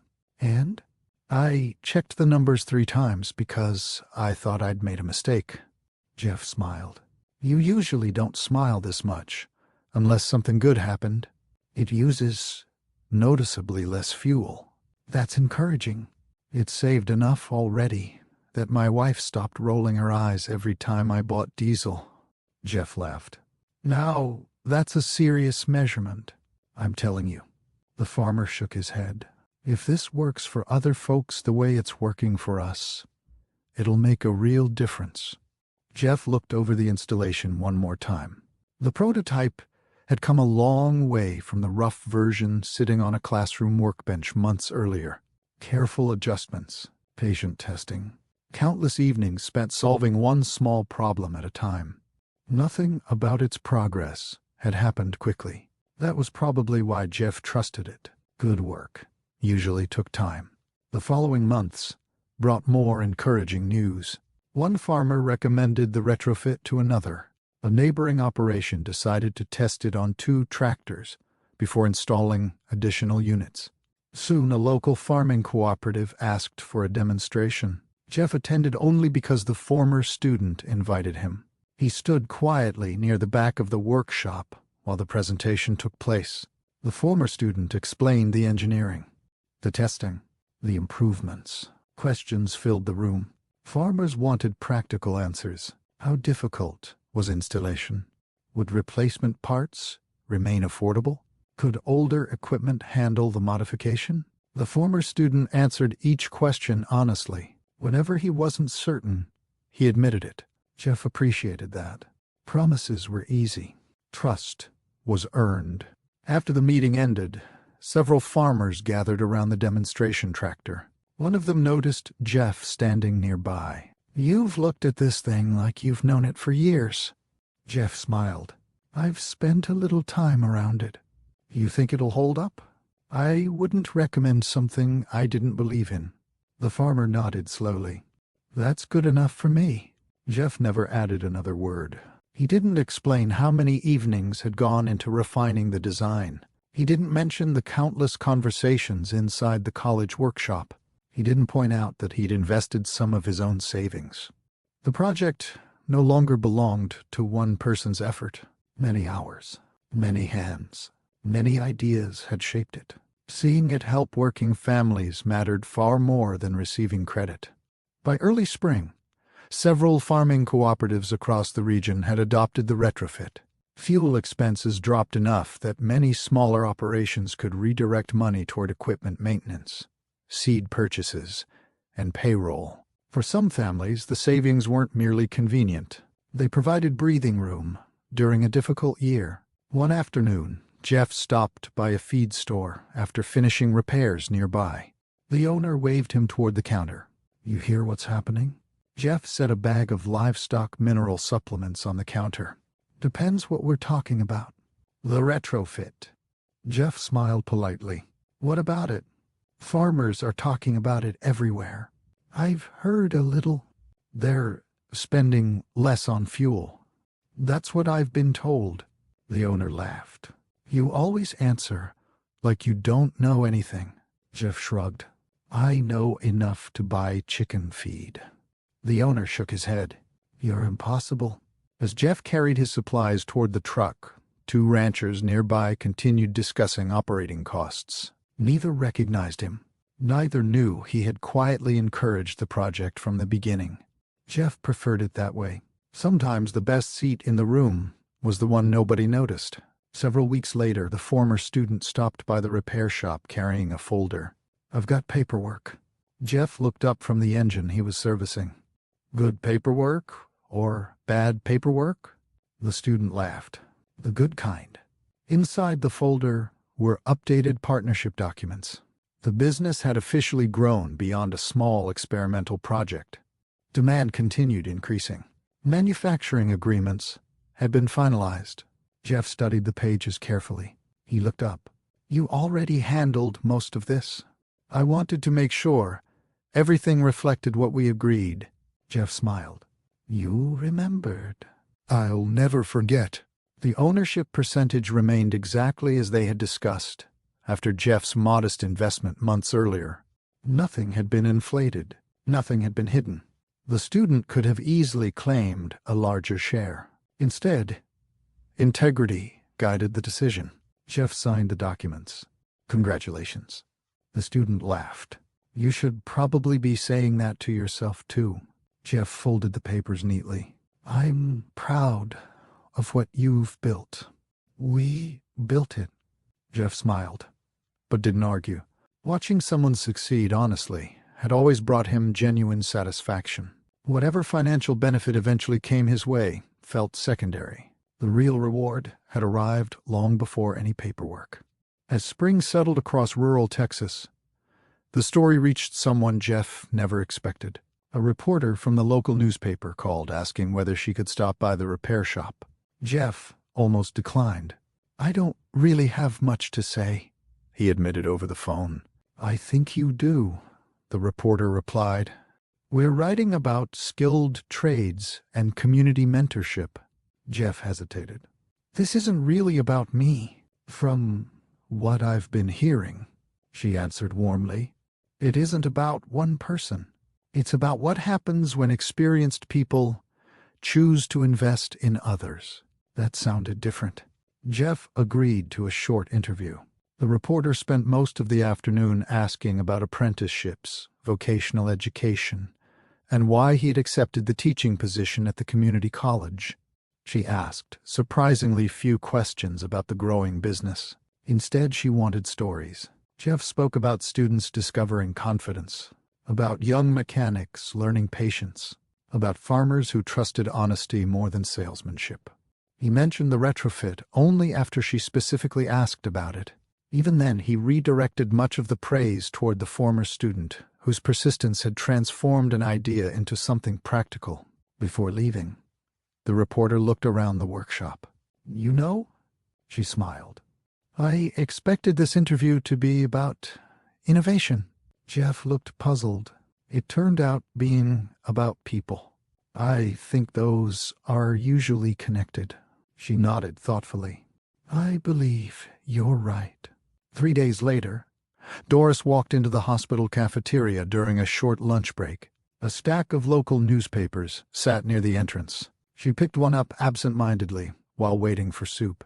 As she carried her tray toward an empty table, a familiar photograph caught her attention. She stopped walking.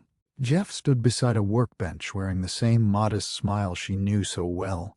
Grease marked one sleeve of his work shirt. His blue coffee mug rested near a toolbox in the background. The headline didn't describe a wealthy businessman. It didn't celebrate a financial success story. Instead, it highlighted a mechanic whose years of mentoring had helped inspire an innovation now benefiting farming communities across central Texas. The article spent far more time discussing his willingness to teach than any ownership interest he held. Co-workers walked past her table without noticing why she had stopped eating. Doris quietly read every word. Then she read it again. Somewhere between the opening paragraph and the final sentence, she realized something that settled heavily on her heart. Jeff hadn't become a different man after leaving. He was still the same patient, generous, dependable person she had fallen in love with. The difference was that she was finally seeing him through the eyes of people who had never doubted his worth. Spring had barely settled across central Texas when weather reports began changing their tone. At first, nobody paid much attention. Forecasts predicting heavy rain weren't unusual that time of year. Farmers welcomed steady rainfall after months of watching every cloud with cautious hope. Ranchers checked stock tanks and fences. County road crews prepared drainage ditches the way they always did before a storm system moved through. Life continued. Jeff heard the forecasts while replacing the hydraulic pump on a front-end loader. The small radio sitting on a shelf inside his workshop interrupted a country song with another weather update. Residents should expect periods of intense rainfall beginning late Thursday evening. Wind gusts may exceed 60 miles per hour in some areas. Jeff glanced toward the open garage door. The afternoon sky had turned a dull gray, but Texas weather often changed its mind before supper. He returned to tightening the final bolts. Across town, Doris finished another 12-hour shift at the hospital. The emergency department had already begun preparing for possible storm-related injuries. Generators had been checked. Extra supplies were stocked. Additional staff agreed to remain on call if conditions worsened overnight. One of the senior nurses looked out the window. "I've got a feeling we're going to be busy tomorrow." Doris followed her gaze. Dark clouds stretched across the western horizon. "I hope you're wrong." "So do I." The rain arrived shortly after sunset, not as a gentle spring shower. It came in powerful waves that drummed against rooftops, flooded roadside ditches, and reduced visibility to only a few yards. Jeff sat on the front porch of his rental house for several minutes, watching lightning flash across distant fields before finally stepping inside. He checked his phone. A message from Doris had arrived only moments earlier. "We're keeping extra staff tonight. Don't worry if I can't answer right away." Jeff replied almost immediately. "Be careful. I'll be thinking about you." A minute later, her response appeared. "You too." Those 4 letters carried more comfort than either of them realized. Although they no longer lived under the same roof, neither had stopped caring about the other's safety. By dawn, the storm had moved east. The rain slowed. The damage remained. Several county roads were covered with fallen tree limbs. Drainage culverts overflowed into nearby fields. Power lines lay across sections of rural highway, while utility crews worked carefully to restore service. Jeff drove slowly toward his workshop, stopping twice to help move broken branches blocking smaller roads. By the time he unlocked the garage, his phone had already rung 3 times. The first call came from a farmer whose tractor had become trapped in deep mud while trying to clear debris. The second involved a damaged excavator helping repair a washed-out county road. The third came from someone needing emergency repairs on a feed delivery truck. Every caller ended the conversation the same way. "As soon as you can." Jeff answered each one honestly. "I'll get there." The hospital where Doris worked looked completely different from the quiet building she had left the previous evening. Emergency vehicles arrived steadily. Construction workers treated for cuts and broken bones. Families displaced by minor flooding. Drivers involved in weather-related accidents. Most injuries weren't life-threatening. Taken together, they stretched the staff from one end of the day to the other. Doris barely noticed the passing hours. She moved from room to room, comforting frightened patients, updating families, checking medications, and helping wherever another pair of hands was needed. Near the end of her shift, she overheard 2 paramedics talking quietly near the nurses' station. "Road conditions are slowing deliveries." "What kind?" "Medical supplies." Doris looked up immediately. "How bad?" One paramedic shrugged. "Some trucks can't reach the smaller communities yet." She frowned. "Hopefully they'll get through soon." "They're working on it." That answer offered little comfort. Small rural clinics depended on regular deliveries. So did nursing homes and volunteer medical centers scattered across the county. Late that afternoon, Doris's phone rang during a short break. She smiled when she saw her father's name. "Hi."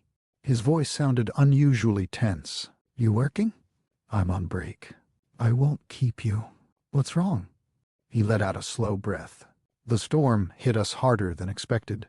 Her father owned a modest trucking company that had spent years transporting agricultural supplies. livestock feed, construction materials, and seasonal equipment throughout central Texas. It wasn't a large operation, just dependable. What happened? Doris asked. 3 trucks are down. Her heart sank. All 3? One caught a large branch under the chassis. He continued counting quietly. Another lost steering after hitting debris. And the third? Transmission trouble. Doris leaned against the wall. Can they be repaired? They can.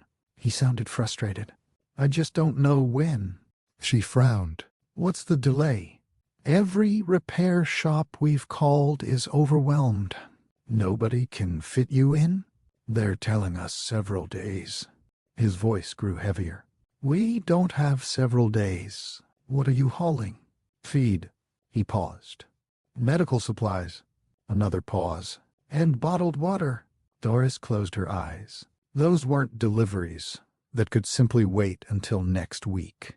Communities already dealing with damaged roads depended on those shipments arriving on time. What are you going to do? She asked quietly. I honestly don't know.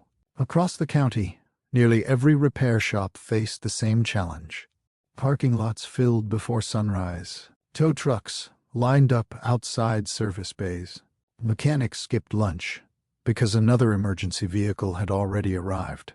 County maintenance departments worked around the clock, trying to reopen damaged roads. Farmers repaired fences washed apart by fast-moving water. Neighbors checked on elderly residents. Churches organized volunteer cleanup crews. The storm had affected everyone differently, yet nearly everyone found themselves helping someone else. Jeff noticed it everywhere he drove. One rancher used his tractor to pull stranded vehicles from muddy shoulders. Teenagers carried fallen branches away from neighborhood sidewalks. Restaurant owners prepared extra meals for utility workers, repairing power lines. Nobody waited to be asked. People simply looked around and did what they could. Late that evening, Jeff finally returned to his workshop after finishing repairs on county equipment. He switched off the engine of his pickup and looked at the growing list of messages waiting on his phone. Several belonged to regular customers. One unfamiliar number had called twice. He returned that call first. The man introduced himself as someone connected to a local transportation company needing immediate mechanical help after storm damage had left several delivery trucks out of service. Jeff listened carefully, without interrupting. When the explanation ended, he quietly asked only one question. How soon do those trucks need to be back on the road? The answer came without hesitation. As soon as possible. Jeff looked around his workshop. The day had already stretched well beyond 12 hours. His hands ached. His shoulders reminded him he wasn't 25 anymore. Still, he reached for the shop keys he had just set down. I'll be there. He locked the workshop again only long enough to gather additional tools before climbing back into his truck. He had no way of knowing that the decision to answer one more phone call that evening would soon place him on a path that others would remember for years. Jeff wasn't thinking about recognition. He wasn't thinking about reputation. He wasn't even thinking about business. He was thinking about people waiting on deliveries they couldn't afford to lose. And for him, that reason was already enough to turn the key in the ignition and head back into the night. The address led Jeff to a modest trucking yard on the edge of a small industrial district. Floodlights illuminated rows of trailers streaked with mud from the previous day's storm. Several mechanics stood around an opened hood, discussing possible repairs while drivers waited nearby with folded arms and tired expressions. Jeff parked beside the service bay and stepped out carrying his toolbox. A man wearing a reflective safety vest walked quickly toward him. You must be Jeff. Jeff nodded. I am. I appreciate you coming this late. You said the deliveries couldn't wait. They can't. The man motioned toward 3 trucks parked side by side. Those are our biggest problems. Jeff walked toward the first truck without wasting time. He didn't ask who owned the company. He didn't ask what the repair budget looked like. He only wanted to know what had failed. He climbed beneath the first truck with a flashlight. Several minutes later, he rolled back out and wiped his hands. That one can be running before morning. The driver's shoulders relaxed immediately. And the second? Jeff walked around the next truck, inspecting steering components damaged after striking heavy debris hidden beneath floodwater. We'll need parts. Can we get them? I know where to find them. The third truck required more attention. Jeff listened carefully as the engine idled. He frowned slightly. Then he asked the driver several questions about what happened before the transmission lost power. The driver answered carefully. Jeff nodded. I think the damage isn't as serious as you were told. The mechanic already working at the yard looked surprised. You sure? I'm sure enough to start there. Within minutes, Jeff had removed his work shirt, revealing the plain gray t-shirt he often wore underneath. He slid beneath the truck again. The hours passed quietly. Wrenches turned. Metal clinked against concrete. Occasionally, someone handed Jeff another tool before he even asked. The work became almost rhythmic. Nobody talked very much. There wasn't time. Around 1 o'clock in the morning, the first truck started smoothly. The engine settled into a steady idle. One driver grinned. I didn't think we'd see that tonight. Jeff smiled while closing the hood. You've still got deliveries waiting. The driver climbed into the cab. I'll make up the lost time. Jeff simply waved before walking toward the next repair. That became the pattern for nearly 2 weeks. Each morning, Jeff handled customers already waiting at his own workshop. Late afternoons belonged to the community college whenever classes met. Afterward, instead of driving home, he headed wherever another damaged truck waited. Sometimes it was a transportation company. Sometimes it was a local farmer whose feed delivery couldn't leave the yard. Sometimes county maintenance crews needed another vehicle returned to service before sunrise. He slept fewer hours than usual. He never complained. One evening, while tightening the final bolts on a livestock feed truck, the owner approached carrying 2 cups of coffee. I figured you could use this. Jeff accepted the cup. Thank you. The owner looked around the dimly lit yard. I've called 4 other shops. Jeff waited. They all quoted emergency rates. I'm sure they're busy. They are. The man looked at the invoice lying on a nearby clipboard. You charged me your regular labor rate. Jeff shrugged. The work didn't become more complicated because it rained. The owner stared at him for a second. You could have charged twice this. I could have. So why didn't you? Jeff took a sip of coffee before answering. Because you've still got employees depending on those deliveries. The man smiled slowly. I won't forget that. Jeff hoped he would. Not out of disrespect. Simply because he had never wanted gratitude to become anyone's burden. Helping people through difficult weeks felt like part of being a neighbor. Nothing more. News traveled quickly across farming communities. One rancher mentioned Jeff while waiting in line at a hardware store. Another spoke about him during breakfast at a small diner outside Waco. Someone else recommended calling the mechanic who actually answers his phone. Jeff knew almost nothing about those conversations. He spent too much time working to hear them. Several evenings later, a volunteer firefighter arrived at Jeff's workshop just before closing. The department's aging brush truck sat outside with fresh scratches running along one side. The firefighter removed his cap. I hate asking this. Jeff looked toward the truck. What's going on? We've been helping clear roads since the storm. Jeff nodded. I figured. The truck started making noise this afternoon. Jeff walked outside. The engine didn't sound healthy. When do you need it? The firefighter laughed softly. Yesterday. Jeff smiled. I'll take a look. The firefighter hesitated. I should probably tell you our budget isn't exactly. Jeff raised a hand, gently. Let's figure out what's wrong first. An hour later, Jeff had identified the problem. It wasn't as serious as expected. He replaced the damaged component, checked the remaining systems, and tested the truck himself. The engine responded smoothly. The firefighter reached for his wallet. "How much do I owe you?" Jeff shook his head. "You don't." The firefighter frowned.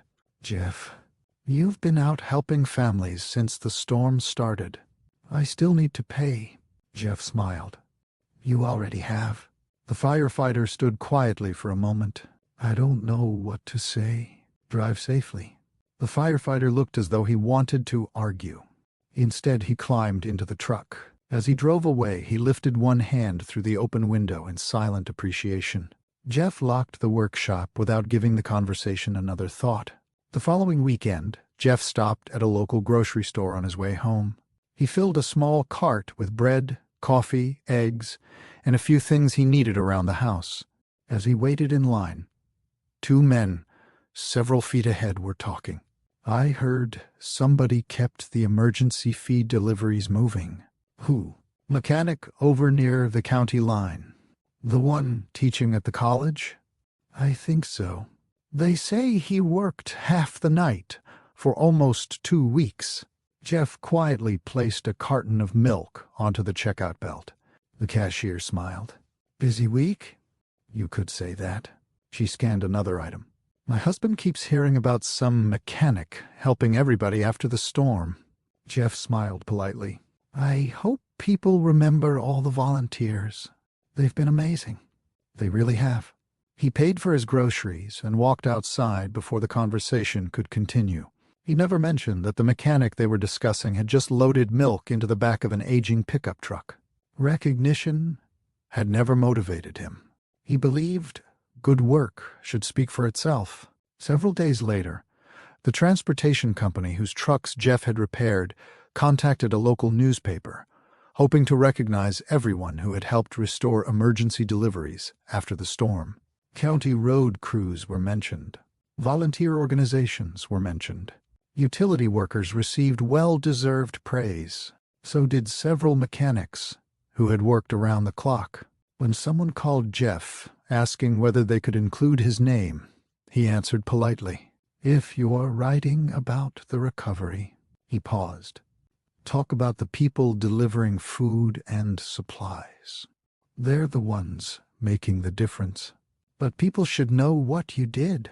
Jeff smiled. "I know what I did." The caller laughed softly. "You're making my job difficult." "I've been told that before." He thanked the caller for thinking of him and ended the conversation. Jeff assumed that would be the end of it. He returned to teaching.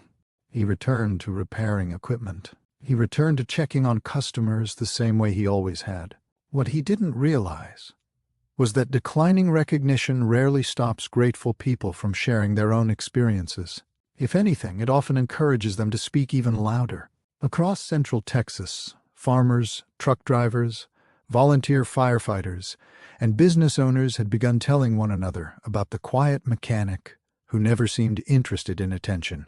And without Jeff ever asking for it, his reputation continued growing, not because of advertisements, business awards, or public speeches, but because ordinary people kept repeating the same simple sentence.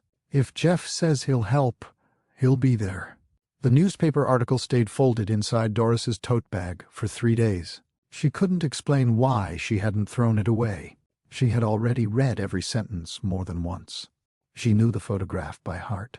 Jeff stood exactly as she remembered him, one hand resting on a workbench, his blue coffee mug nearby, wearing the calm expression that had always made difficult situations seem manageable. The article hadn't exaggerated anything. If anything, it seemed restrained. It spoke about his willingness to teach, his patience with students, and the growing respect he had earned throughout the surrounding farming communities. It said almost nothing about the countless hours he had spent helping people after the storm.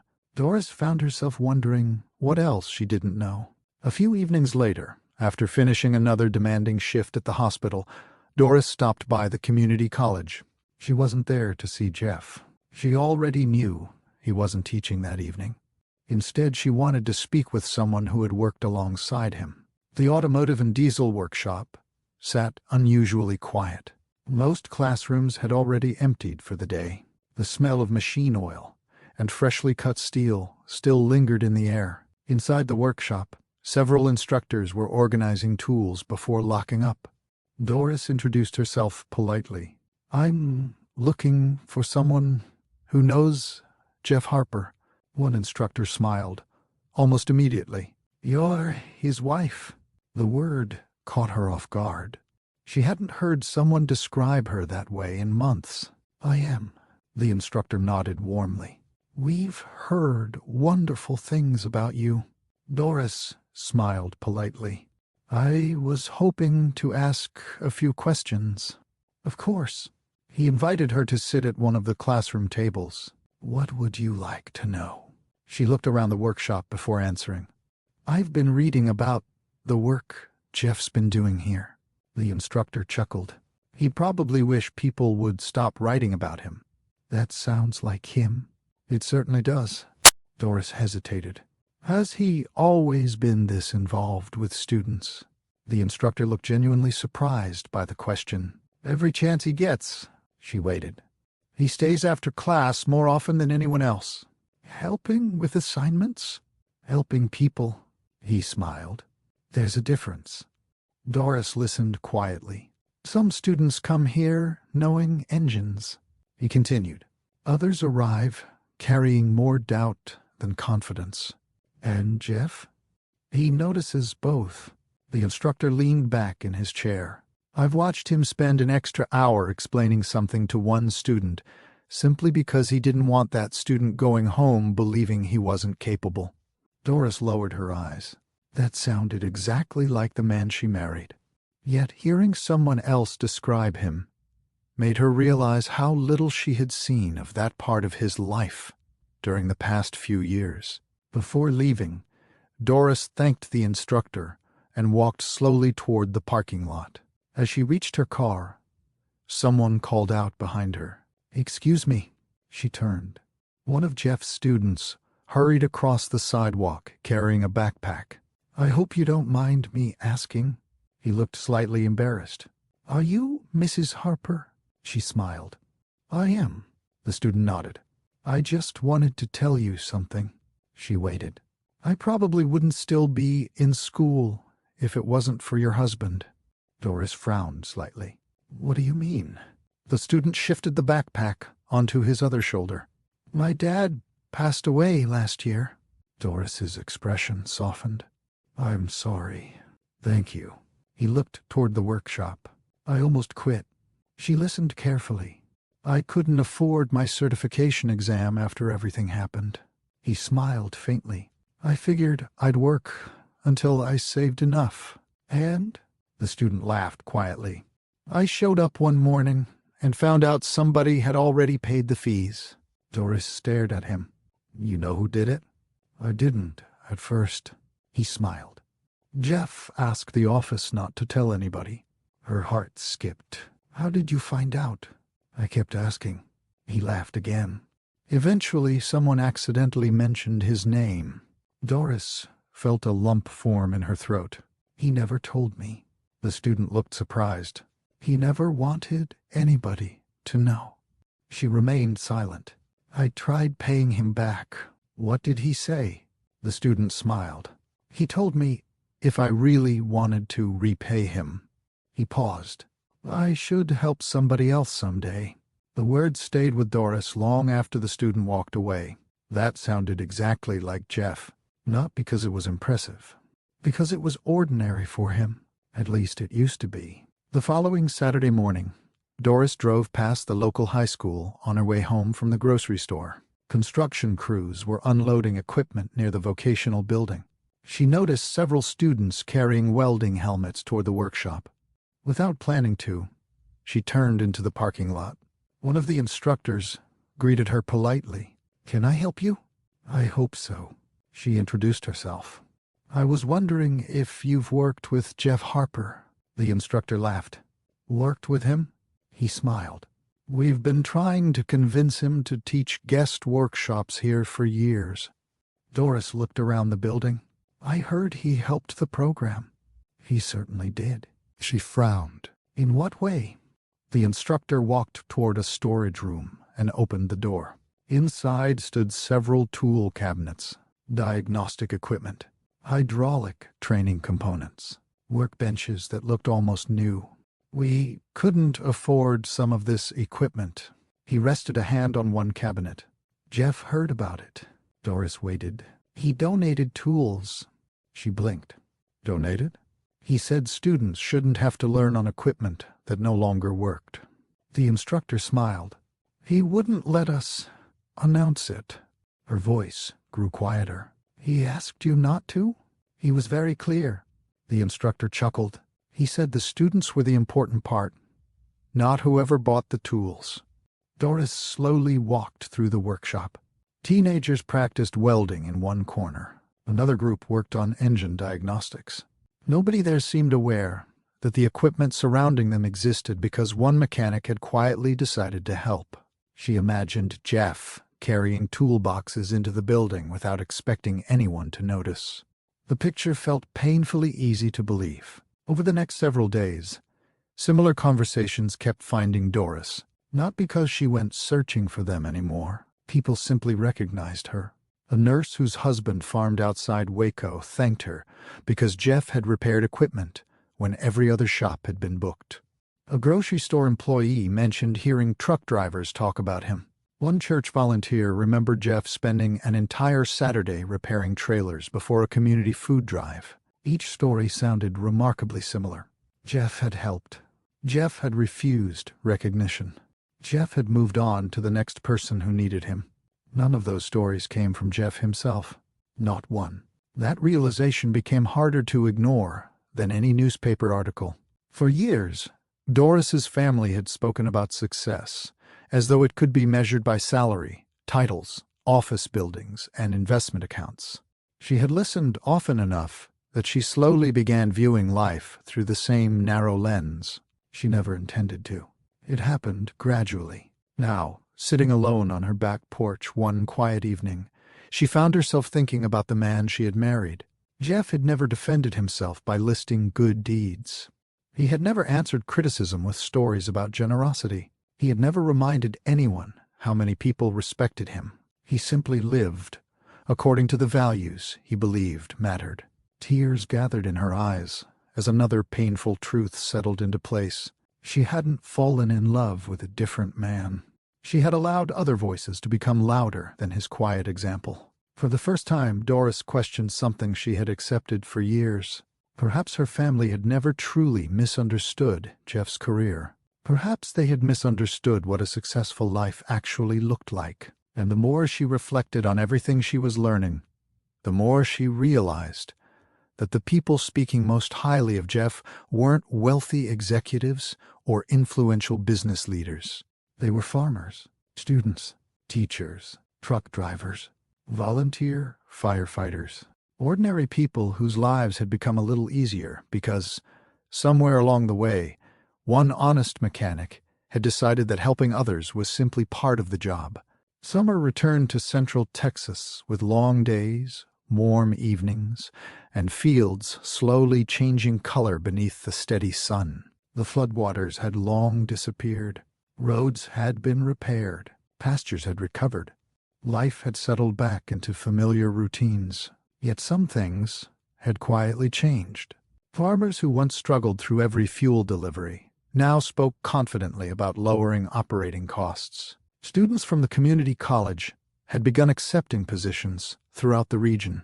Several local businesses found themselves in stronger financial shape after months of steady recovery. Most people moved forward without thinking much about how many small acts of kindness had helped them reach that point. A few people remembered.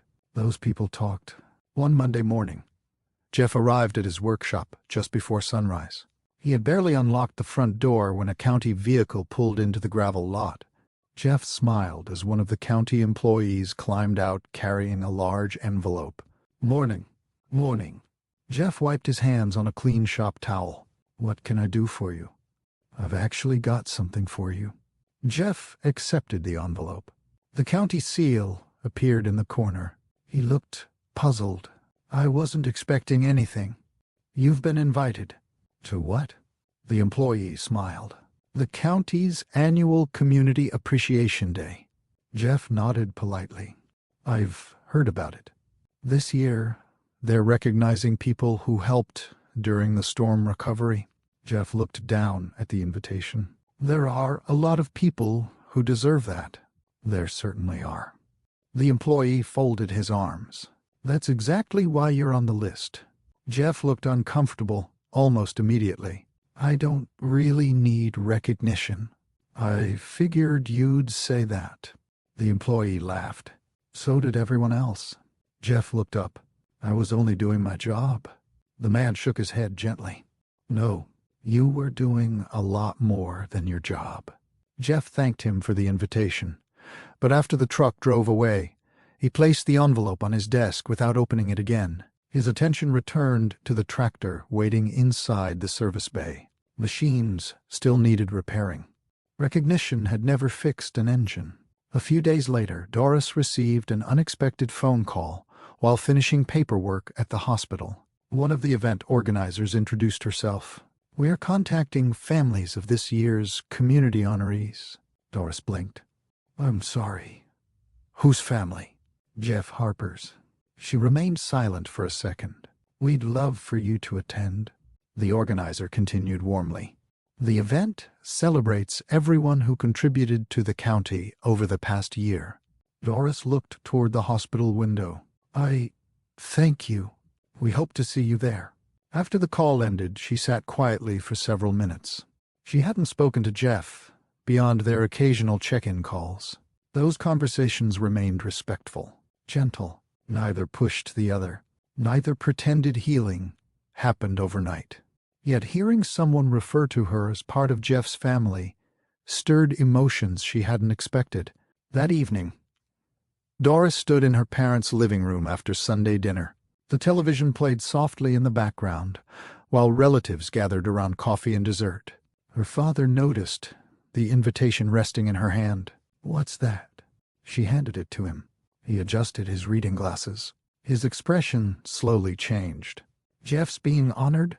So it seems. Several relatives leaned closer. For what? Doris answered honestly. For community service. Someone quietly read the list, printed beneath Jeff's name. Support for agricultural recovery. Mentorship through vocational education. Volunteer mechanical assistance during the storm. Community service. The room grew unusually quiet. One relative finally spoke. I didn't know he was doing all that. Neither did Doris. Another family member looked at the invitation again. I thought he just... The sentence stopped before it could finish. Nobody needed to complete it. For years, they had reduced Jeff's entire life to one simple description. Just a mechanic. Now that description suddenly sounded painfully incomplete. Doris's father placed the invitation carefully back into its envelope. I think we should attend. No one argued. Community Appreciation Day took place on a bright Saturday morning at the county fairgrounds. Families gathered beneath large white tents, while local organizations displayed equipment, community projects, and educational exhibits.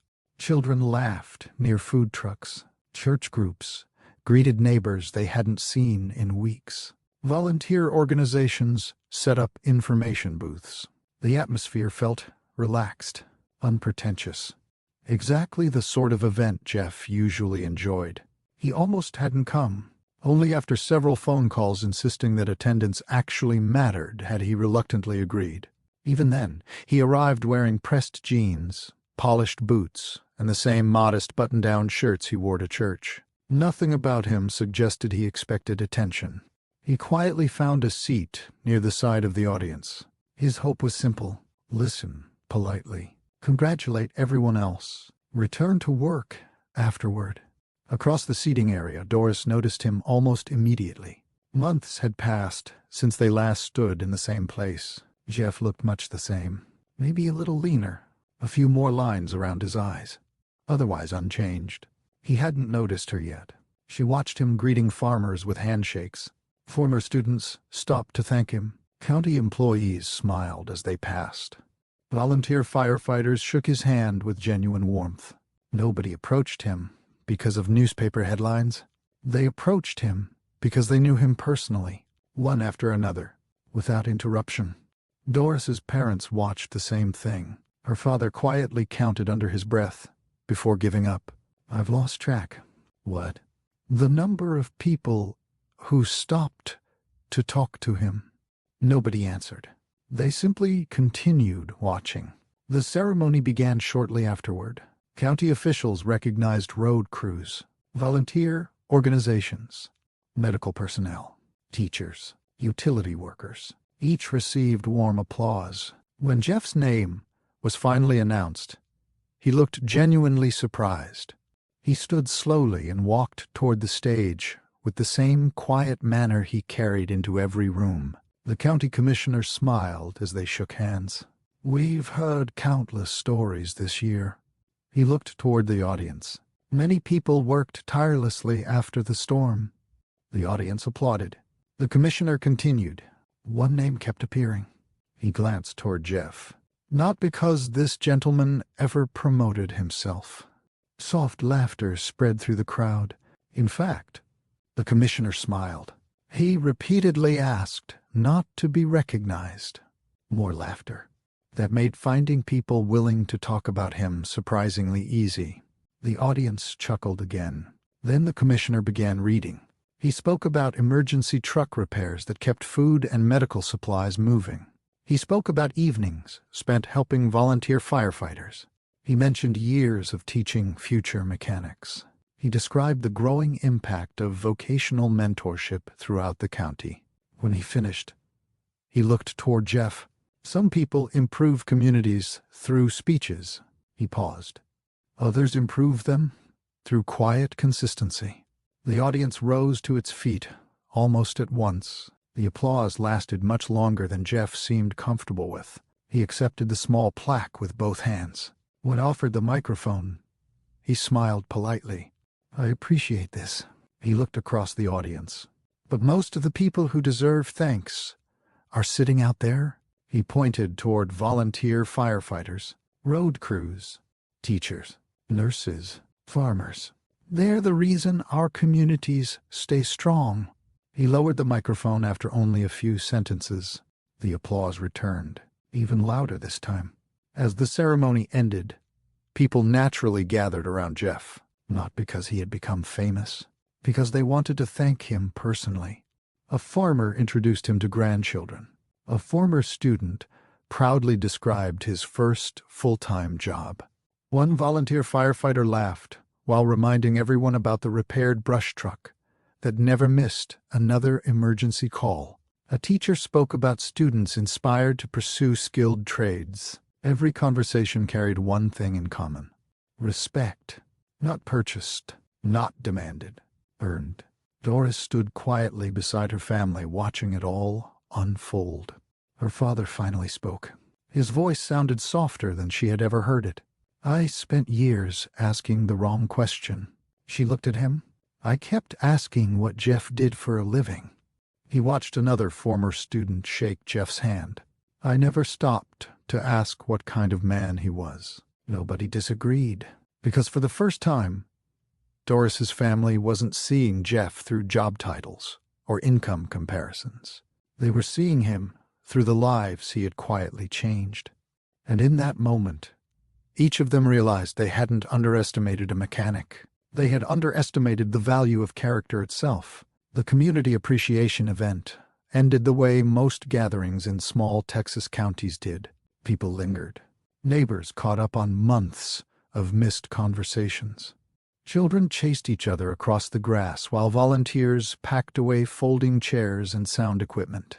Jeff remained near the stage longer than he intended. Every few minutes, someone else stopped to shake his hand. A rancher thanked him for helping keep harvest equipment running the previous year. One of his former students proudly introduced him to a young wife and their newborn daughter. "She's the reason I kept pushing through school," the student said. Jeff smiled. "I think you deserve the credit for that." The young man laughed. "You still won't take any." Jeff shook his head. "I only pointed you toward the door. You walked through it." The student looked down at his daughter. "I'll remember that." When they walked away, Jeff finally noticed Doris standing several yards away. She hadn't moved.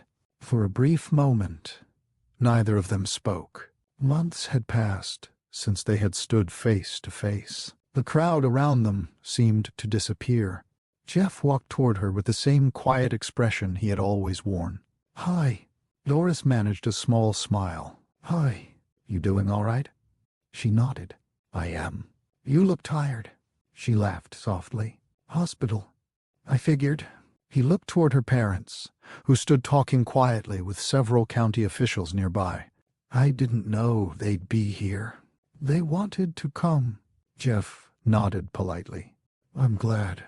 Neither knew what to say next. Not because there was nothing to say, because there was too much. Finally, Doris spoke. "Congratulations." "Thank you." "You deserve it." Jeff smiled gently. "I don't know about that." "I do." He looked at her for a second. "You've been reading the newspaper." She smiled through slightly watery eyes. "And talking to people." His expression changed. "I had a feeling. I've been learning things." Jeff looked almost embarrassed. "You didn't have to go asking around." "I know." She lowered her eyes. "I'm glad I did." A volunteer walked over to thank Jeff before leaving. Another farmer waved from across the parking area. Jeff greeted each person with the same kindness before turning his attention back to Doris. "I'm sorry. People keep interrupting." She shook her head. "They're not interrupting." She looked around at the people still stopping to speak with him.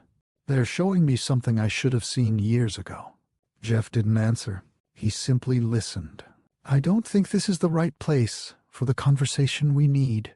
He nodded slowly. "I agree." She took a careful breath. "Would you meet me sometime?" Jeff didn't answer immediately, not because he wanted to punish her. He simply wanted to be certain they were meeting for the right reason. "What did you have in mind?" She smiled sadly. "The diner." His eyes softened. "The one where we had our first date." "I was hoping you'd remember." Jeff laughed quietly. "I remember you ordering pancakes for dinner." She laughed too. "And you told me breakfast should never have a bedtime." "I still believe that." The laughter faded naturally. "Next Saturday?" she asked. Jeff nodded. "Next Saturday." Neither hugged. Neither reached for the other. They simply exchanged one last quiet smile before walking in opposite directions. For the first time in many months, both of them looked forward to the same day. Saturday arrived warm and clear. The small diner outside Waco looked almost exactly as it had years earlier. The same brick exterior, the same faded sign, the same bell above the entrance that chimed whenever someone opened the door. Jeff arrived 10 minutes early. Old habits. He chose the same booth where they had shared their first meal together. Back then they had talked for nearly 3 hours without noticing the time. Now he found himself wondering whether they would even know how to begin. A waitress recognized him. "You waiting for somebody?" Jeff smiled. "I am." She poured coffee into a familiar white mug. "I'll give you a few minutes before I ask if you're ordering." "Thank you." He wrapped both hands around the warm mug and watched people come and go through the front window. Exactly at noon, Doris stepped inside. She paused long enough to find him. When their eyes met, she smiled nervously. Jeff stood as she approached. "You made it." "I almost turned around twice." He chuckled. "I'm glad you didn't." They sat. For a few moments, they looked at their menus without reading a single word. Finally, Doris smiled. "I guess some things don't change." "What do you mean?" "You'll still order the meatloaf?" Jeff looked surprised. "I probably will." "I knew it." "And you'll spend 10 minutes deciding before ordering the grilled chicken." She laughed. "I probably will." The familiar exchange eased some of the tension. The waitress returned. They ordered. Coffee remained untouched. Once they were alone again, the quiet returned. This time Doris broke it. "I asked you here because I owe you something." Jeff waited. Not an explanation. She looked directly at him. An apology. He remained silent. She continued. I've replayed the last few years in my mind more times than I can count. She folded her hands together. I kept telling myself I loved you. You did, I know. But I confused love with loyalty. Jeff listened carefully. I believed loving you was enough. She shook her head. It wasn't. A tear escaped before she brushed it away. I should have protected our marriage. She paused. I should have protected you. Jeff looked at her quietly. I let other people's opinions become louder than my own. She smiled sadly. I didn't wake up one morning planning to do that. I know. It happened one conversation at a time. She lowered her eyes. Every comparison, every joke, every time I stayed quiet. Her voice trembled. I told myself it wasn't worth starting an argument. She looked back at him. What I didn't realize was that every time I stayed silent, you were carrying that burden alone. Jeff slowly nodded. I was. She closed her eyes briefly. I know that now. The waitress quietly placed their meals on the table before leaving again. Neither reached for a fork. The conversation mattered more. Doris took a steadying breath. I don't have any excuses. I'm not going to blame my parents. I'm not going to blame my family. They said what they believed. She rested both hands on the table. But I was your wife. The words hung between them. I should have been the one reminding you that your worth wasn't determined by anybody else's standards. Another tear rolled down her cheek. Instead, I slowly started measuring you with the same ruler they used. She shook her head. I'll regret that for the rest of my life. Jeff looked at her for a long moment before speaking. I never wanted you to feel guilty. I do. I know. I earned that. He took a slow sip of coffee. I've had a lot of time to think, too. She waited. I never stopped loving you. Her eyes filled again. I hoped you hadn't. I didn't. He smiled gently. But I also learned something. What? Love can survive difficult seasons. He paused. It can't stay healthy, where respect slowly disappears. She nodded without hesitation. You're right. I spent years believing patience alone would fix everything. He looked out the diner window for a moment, before turning back toward her. Patience matters. So does honesty, she whispered. I wasn't honest. You weren't honest with yourself. She looked confused. Jeff continued softly. You convinced yourself those comments didn't matter. I did. But they did. She nodded. They changed the way I looked at our marriage. And they changed the way I looked at you? Silence settled gently between them. Not uncomfortable. Reflective. Doris reached into her purse and removed the folded newspaper article she had carried for weeks. She placed it on the table. I've kept this with me. Jeff smiled awkwardly. I wish they hadn't printed my picture. She laughed through her tears. That's exactly what I expected you to say. She rested one hand on the newspaper. Reading this didn't change how I saw you. She looked into his eyes. It reminded me of the man I'd forgotten to notice. Jeff didn't answer immediately, because deep down, he knew that was the most honest sentence either of them had spoken in a very long time. Jeff looked at the folded newspaper for a few moments before gently sliding it back toward Doris. You should keep it. She smiled faintly. I think I will. Neither of them reached across the table. Neither tried to rush the moment. Years earlier, they probably would have filled the silence with nervous laughter. Now they had both learned that silence could carry honesty just as easily as words. The waitress noticed their untouched lunches and walked over. I hope everything's all right. Jeff smiled politely. It is. We've just been talking. She nodded knowingly. I'll warm these up if they get cold. Thank you. As she walked away, Doris looked at Jeff again.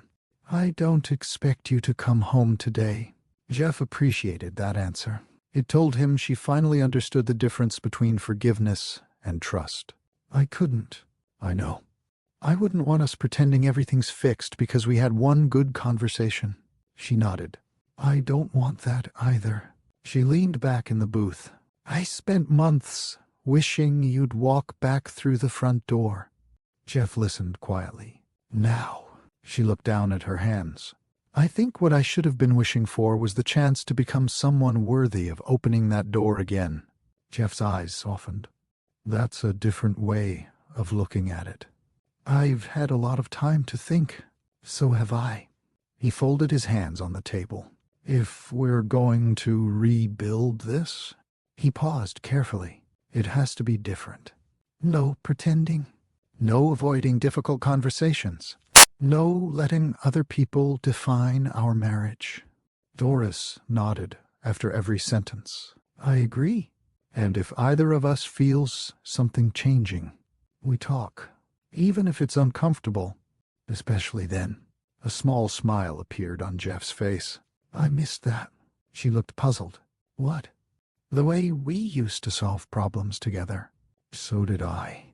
Over the following weeks, neither of them tried to force progress. They kept the promises they had made inside the diner. They spoke honestly. Sometimes over coffee, sometimes during quiet walks through a small park halfway between their homes. Occasionally they met after Doris finished work, sitting on a bench while the evening settled across the Texas countryside. Some conversations lasted an hour. Others lasted only 15 minutes. Not every meeting felt hopeful. A few brought difficult memories back to the surface. Doris admitted she still felt ashamed when she remembered staying silent during those family dinners. Jeff admitted he had carried disappointment much longer than he ever admitted aloud. Instead of arguing about those memories, they learned to understand them. That alone felt like progress. A few weeks later, they attended their first counseling session together. Neither viewed it as a sign of failure. Jeff described it differently while driving home afterward. I spent 30 years fixing equipment. Doris smiled. I know. The first thing you learn is that ignoring small problems usually creates expensive ones later. She laughed softly. So you're comparing marriage to diesel engines now? He smiled. A little. I never thought I'd hear that. I've got a limited number of examples. She shook her head, laughing again. It was the first completely unguarded laugh they had shared in a very long time. Moments like that reminded them of the friendship they had almost lost beneath years of quiet disappointment. As summer continued, another change happened naturally. One Saturday morning, Jeff invited Doris to help distribute donated supplies during a community volunteer event organized by several local churches and civic groups. She hesitated only long enough to check her work schedule. I'd like that. They spent the day unloading boxes of canned food, school supplies, and basic household necessities for families still recovering financially after the previous year's storm season. Nobody treated them like a couple trying to repair a marriage. Nobody whispered. Nobody asked uncomfortable questions. They were simply two volunteers helping where help was needed. An elderly woman accepted a box from Doris before smiling toward Jeff. You always find another way to serve this town. Jeff chuckled. I'm just carrying boxes today. You've been carrying a lot more than boxes for years. She patted his arm before walking away. Doris watched the exchange quietly. Months earlier, comments like that might have surprised her. Now they simply confirmed what she already knew. This was who Jeff had always been. Not long afterward, Doris's parents invited both of them to dinner. This invitation felt different from all the others. Jeff almost declined, not because he held resentment, because he wanted to avoid pretending everything had already healed. Doris understood. If you're not ready, I'll understand.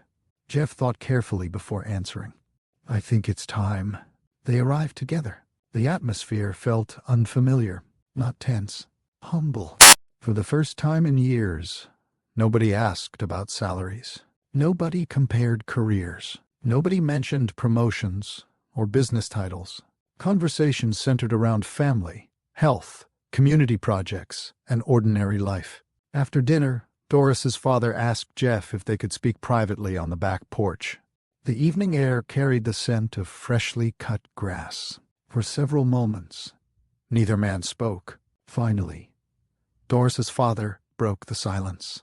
"I owe you an apology." Jeff looked at him quietly. "I spent years believing I knew what success looked like." He gave a small, regretful smile. "I was measuring bank accounts." He shook his head. "I should have been measuring character," Jeff answered gently. "We all learn. I judged you." "You did. I was wrong." Jeff nodded once. "I appreciate you saying that." The older man looked toward the backyard where grandchildren played. "I watched people line up to thank you at that community event." He smiled sadly. "I realized I couldn't name a single person who would have lined up to thank me." Jeff didn't know how to answer that. He didn't need to. The silence carried enough understanding. The seasons continued changing. Jeff kept teaching. His repair shop remained busy. The retrofit continued helping farmers lower operating costs across the region. Doris remained devoted to nursing, caring for patients with the same compassion that first drew Jeff to her years earlier. They didn't move back in together immediately. They chose patience instead. Trust, they both agreed, deserved time. Their counseling sessions continued. Their conversations became easier. Their laughter returned more often. One evening, after volunteering together at another community event, they stood beside Jeff's truck watching the sun settle beyond the fields. Doris looked toward him. "You know." "What?" "I used to think success meant arriving somewhere." Jeff smiled. "And now?" "I think it means becoming someone." He looked at her thoughtfully. "I like that better." "So do I." She reached for his hand. This time he took it naturally. Neither promised that life ahead would always be easy. Real marriages rarely come with those guarantees. What they promised instead was something far more valuable: honesty, respect, the courage to protect each other before protecting anyone else's opinions. Years later, people around Central Texas would still remember Jeff Harper as an excellent mechanic. Many would remember him as a respected instructor. Others would remember the man who quietly helped communities recover after one difficult storm. Jeff himself never thought much about any of those descriptions. If someone had asked what he considered his greatest achievement, he probably would have smiled and answered the same way he always had. "I was fortunate enough to help a few people." Perhaps that was the lesson hidden inside his story. Character outlives reputation. Skilled work deserves the same dignity as any profession performed with integrity. Quiet acts of service often go unnoticed until a community needs them most. A marriage cannot remain healthy on love alone when respect slowly fades.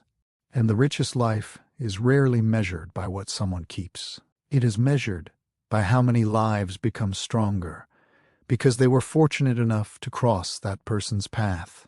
The end.